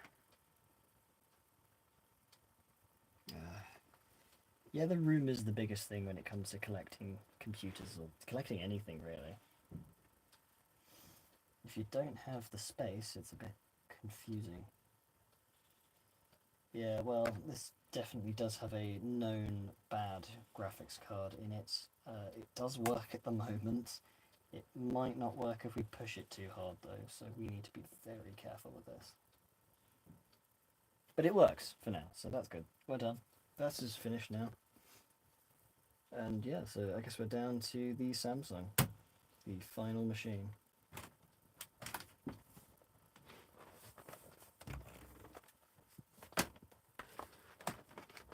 Man, that really has put a spanner on my day. I was looking forward to enjoying a GPU-less Toshiba. I think there are versions of that that don't have the NVIDIA GPU in them. So it is a process of elimination. I'm going to close that because that's now in my way. Oh, actually, now that I'm not using the universal charger anymore, I can pop this back up to 20 volts. And I can plug my ThinkPad back in. This hasn't been on charge for ages.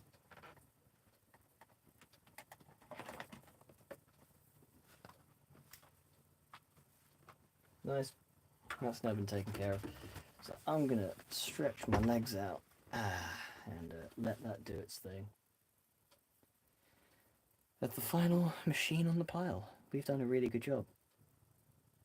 We've of course got the other computers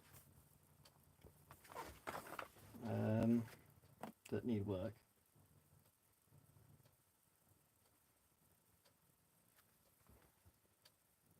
But we'll get to that when we need to.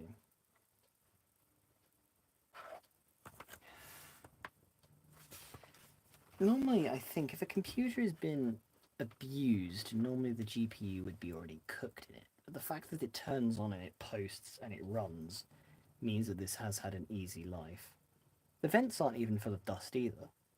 I will clean and repaste it though. I'm going to be responsible.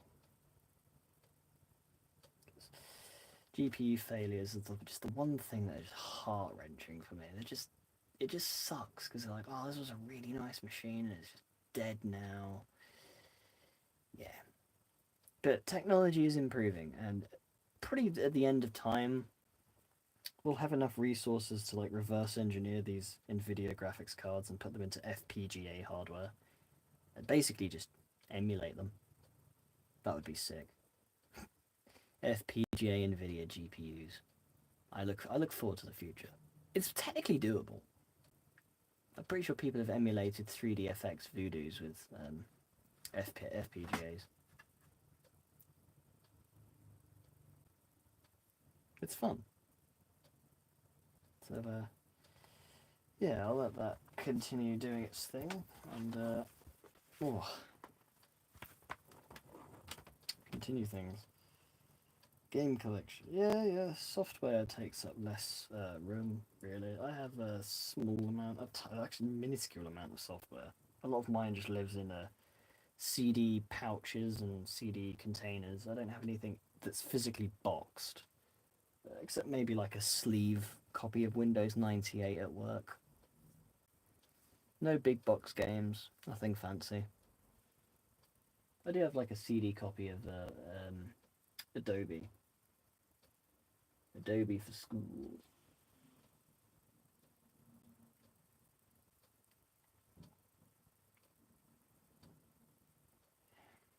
I don't know if I put a mechanical drive or an SSD in the pink one, but it is super slow. Maybe it's got less RAM. Yeah, push comes to shove, I'll just upgrade the RAM on them all.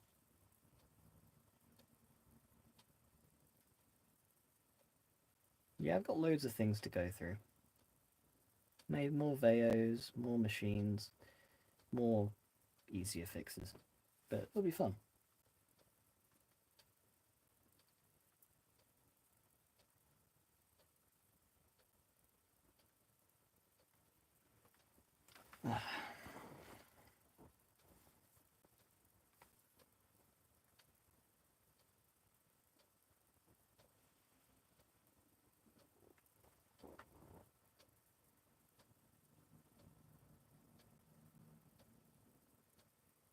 Yeah, PCM is great for Windows 95, Windows 98. VirtualBox is really good for newer computers. And yeah, you can emulate PCs really easily. Me personally, I just like having the physical hardware because I just enjoy all the different shapes and sizes and textures and weights and just the physical sensation of owning a physical machine. Like, I like the texture on this. It's very nice to feel. I don't know. I don't really know why I really like computers. It used to be the same with, well, anything really. VHS players, DVD players, Sky hardware, television sets. Like, oh man, I used to have so many CRT TVs. And I threw them all away. Nowadays I have like two. It's not all bad. I have two CRTs. And three all-in-ones that have CRTs in them. Yeah, actual hardware's fun, but like you said, you got the space problems. And at the moment, you can obviously tell this is quite a cramped room I'm in. And it's not fun, because, you know, you have to get that feeling like, oh no, like, do I have the space? I'm going to have to throw something away to make room for it. And yeah, you can't really keep everything, unfortunately, unless you have like a warehouse. I'm working on ways of making sure that I can preserve more hardware without invading my comfort. But we'll figure something out. Something will come eventually. But it's just a process of waiting, really. No, I really want to get into desktops. Really, I've got a few desktops waiting for me. It's just I don't have that much room for them. Then they're really fun because desktops at least you can work on more freely inside them. Yeah, not a lot of people have room for CRT anything. You know, I couldn't fit big ones. Like these are both 14-inch sets. They're very small. One of these days, though, I'll have a big room. Big room. I can put all my things on display. I can have a little shelf for some really nice laptops. I have the chargers attached to them as well, so if I want to plug them in and run them, I can adjust the shelving and they're all there ready to go. I've got a black book somewhere, Apple black MacBook in Northern Ireland, which I unfortunately left behind when I had to leave. I didn't have the space to bring it home on the plane, so I just left it there. It's in a box. I know it's safe. Don't trust the people it's with, but I know it's in a box and it's probably going to sit in there for the next 20 years. Yeah, the 486s, the prices are going up on them, but you can get like 486 repro machines. Like you can get that little book, the PC 386M thing. It's like a tiny little notebook that's brand new and it uses modern hardware, FPGAs and the like, to create like a usable 486 laptop or handheld PC. They're really, really cool. I've got a 486 laptop, but I don't have the RAM for it yet. Plastics are a bit iffy. Some of them are very brittle, some of them are very firm. I've had that thing apart multiple times, thinking, oh, the capacitors are bad, and oh, it's this, it's that, and then I noticed, hang on, the reason it's not posting is there's no bloody RAM in it. But PCM can emulate 486, no problem. But nothing beats the physical sensation of owning an actual 486 machine. I think the oldest tower I have is a Pentium. Not even an MMX Pentium, it's like a Pentium 70. It's an old AT, baby AT machine, and I saved that from a school, I think.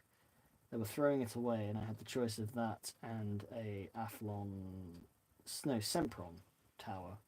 Like, which one would you like? And I boldly said both. I don't have the Sempron box anymore. I unfortunately threw that away when I moved to Ireland, along with a couple old Dells. Oh, still heartbroken about that little Dell. I really liked it. I had a thing for that Dell. It was an Optiplex GX280, little Pentium 4 box, but the power supply had failed and the motherboard's solder joints under the CPU were failing. It was sad. She was dying in front of me. So it's unfortunate, but that kind of stuff happens eventually. You get that sort of feeling when machines just they want to quit working on you. A lot of the stuff from the capacitor plague, a lot of the Pentium 4 machines, you can fix them if you have the drive and effort, but not many people do, because, oh, they're Pentium 4s, they're not retro enough, they're stupid, they're horrible machines, I had nightmares working on them, whatever. For me, I kind of grew up around that era. I had a Pentium 4 as well. Don't know what one it was a long time ago. I also had a Sony Vaio a very long time ago. That was my granddad's computer for a long time. The only evidence I have of its existence is a couple pictures. I was playing some old Flash games on there online. That was fun times. I do have a laptop my uncle used to own. It was a blue Toshiba A30, I think. I remember because its charger, I think, had some exposed wiring on it. The blue, the brown, and the earth was coming out. Or either that or the charger was a see-through one and you could see the wires inside it. And I remember that the fan on the bottom, I used to watch it as the thing shut down, the fan stopped spinning. I don't think it was an A30 now I think about it. It might have been a different laptop. It was definitely blue. It was a blue Toshiba. Might not have been an A30. Either way, I've got a blue Toshiba. I've also got a blue Dell. I really like that design of the Dell. It's a Inspiron 5100. Unfortunately, the RAM slots on that are a bit faulty, so I've got to not touch the RAM slots. At the moment it works, it might fail again, but right now if I don't touch the RAM it should work.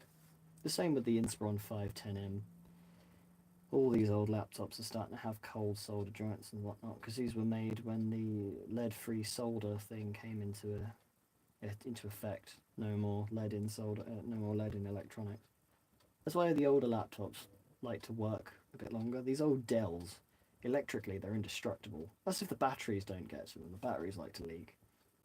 I'm starting a new series soon called Debatterying Laptops. Episode 1 is currently being edited, and episode 2 I'll start filming soon. Have debatteried 2 other laptops at work, but that's more because of they were urgent. They weren't like I could leave them a couple of days and maybe come back to them. No, these were like physically on the verge of starting to eat the board. So they were like, okay, I need to get these out right now. It was a Portage 320 CT, which unfortunately started crumbling when I was doing it, and I felt really bad, but Boss Man was okay with it. He's like, nah, just chill. This thing happens, it's old tech, it's going to start falling apart.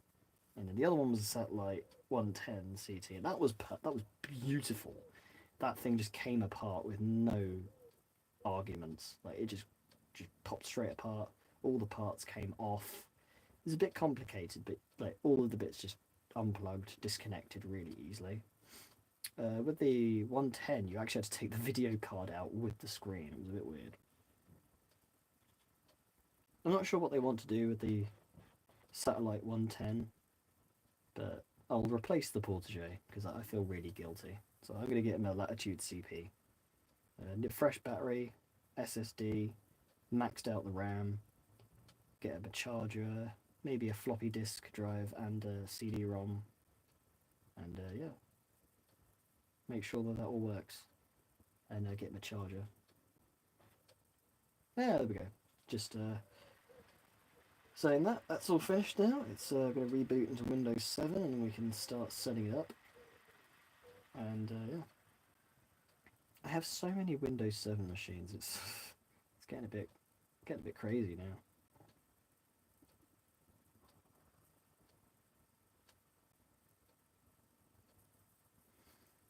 But yeah, Windows 7 is it's one of those operating systems you won't forget. Like everyone's had good experiences with them.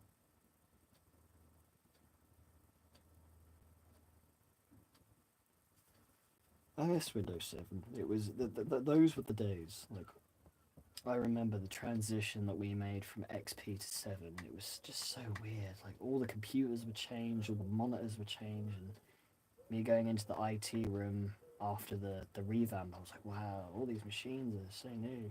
They were Viglen Genies with Ayama touchscreen monitors that were really, really fun. The old computers, if I remember correctly, were Stones. I don't know the model, the Stone System something, 478s I think, and they were Celerons. They were pretty crap, but the P4 derived Celerons. I used the bigger box at the back of the room. It's just, I don't know, I just personally chose that one better.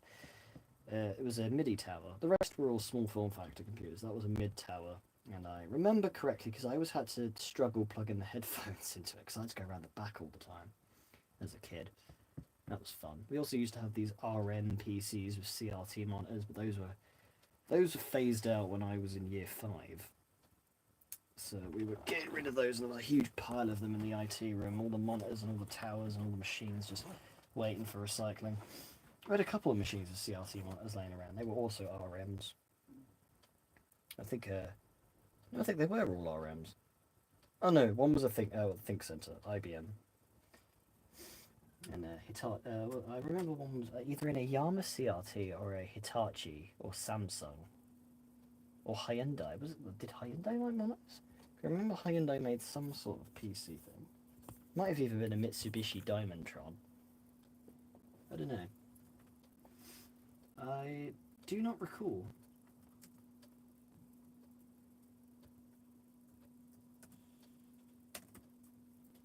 And we'll make this pink 300E.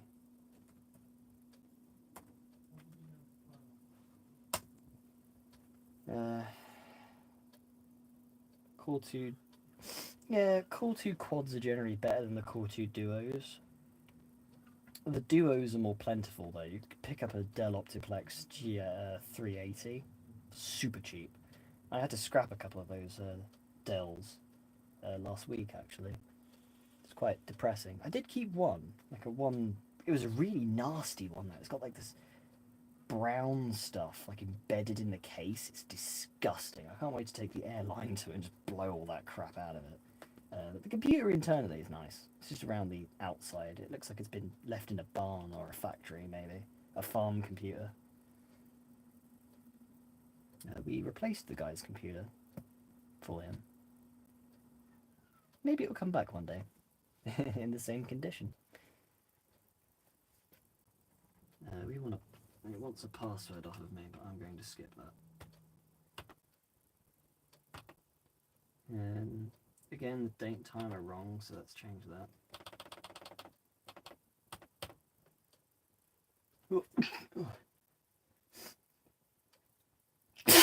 Excuse me.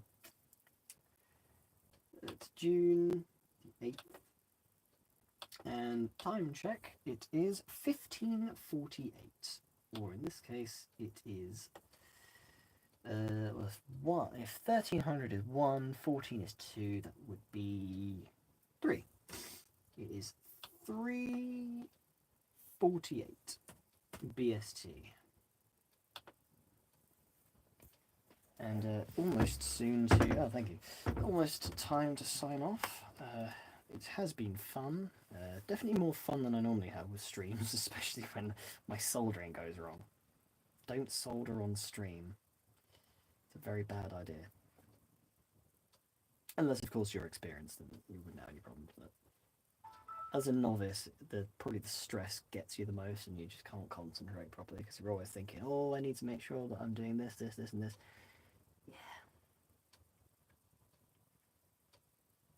Yeah, that's finished, I think. I'm going to double check what I'm looking at. MS Info 32 was. Windows key R, MS Info 32, and yeah, so it's a 300 E4C, E5C, E7C, so E5. So we have no network controllers, we have no Wi-Fi, we have no some PCI device. PCI Simple Communications bus is missing, and SM bus. So they're all Intel though, 8086. Pretty easy to get. So that's that taken care of.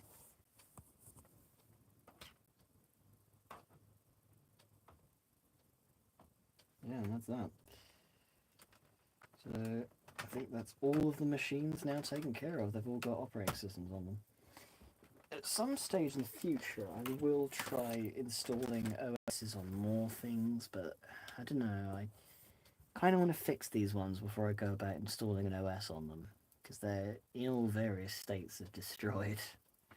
Of course, we've got this little Toshiba here, this NB100. It's got a dead backlight. The computer works otherwise, but the backlight's faulty. It's missing a keyboard and the clutch cover. And I got this little Advent, that's missing the bottom cover. It has got a hard drive in it though. This Dell, that's working mostly, but the plastics are damaged because someone tried to get the battery out with the crowbar, it seems. There's another HP back here. A Fujitsu, I think. Another HP. Sony Vaio. Dell. Dimension. Not Dimension, what am I talking about? That's not a Dimension. A Dell E1505 and a Gateway laptop, because for some reason Gateway was sold in Britain. Another Vaio, a ThinkPad, and two ThinkPads, and a MacBook Pro, and another Vaio, and a Samsung. But that doesn't have a hard drive in it, so I need to put a hard drive in. That one I'll probably just do off camera. You've already seen two E300s. I'm not going to do another one. So yeah, that's basically been the operating system installation. Of course, I've got loads of other machines to do. If I turn around the camera, there's of course all those ones. These are all IDE based. I think this is IDE 1.5 inch. Of course, there's no hard drive in it.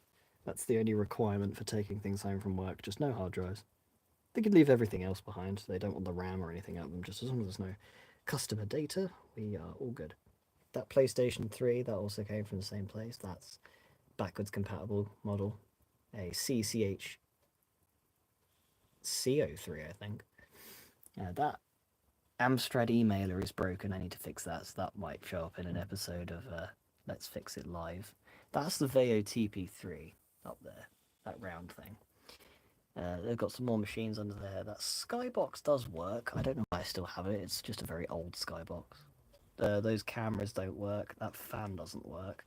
That netbook is a server, so that's why it's just sitting up there doing things.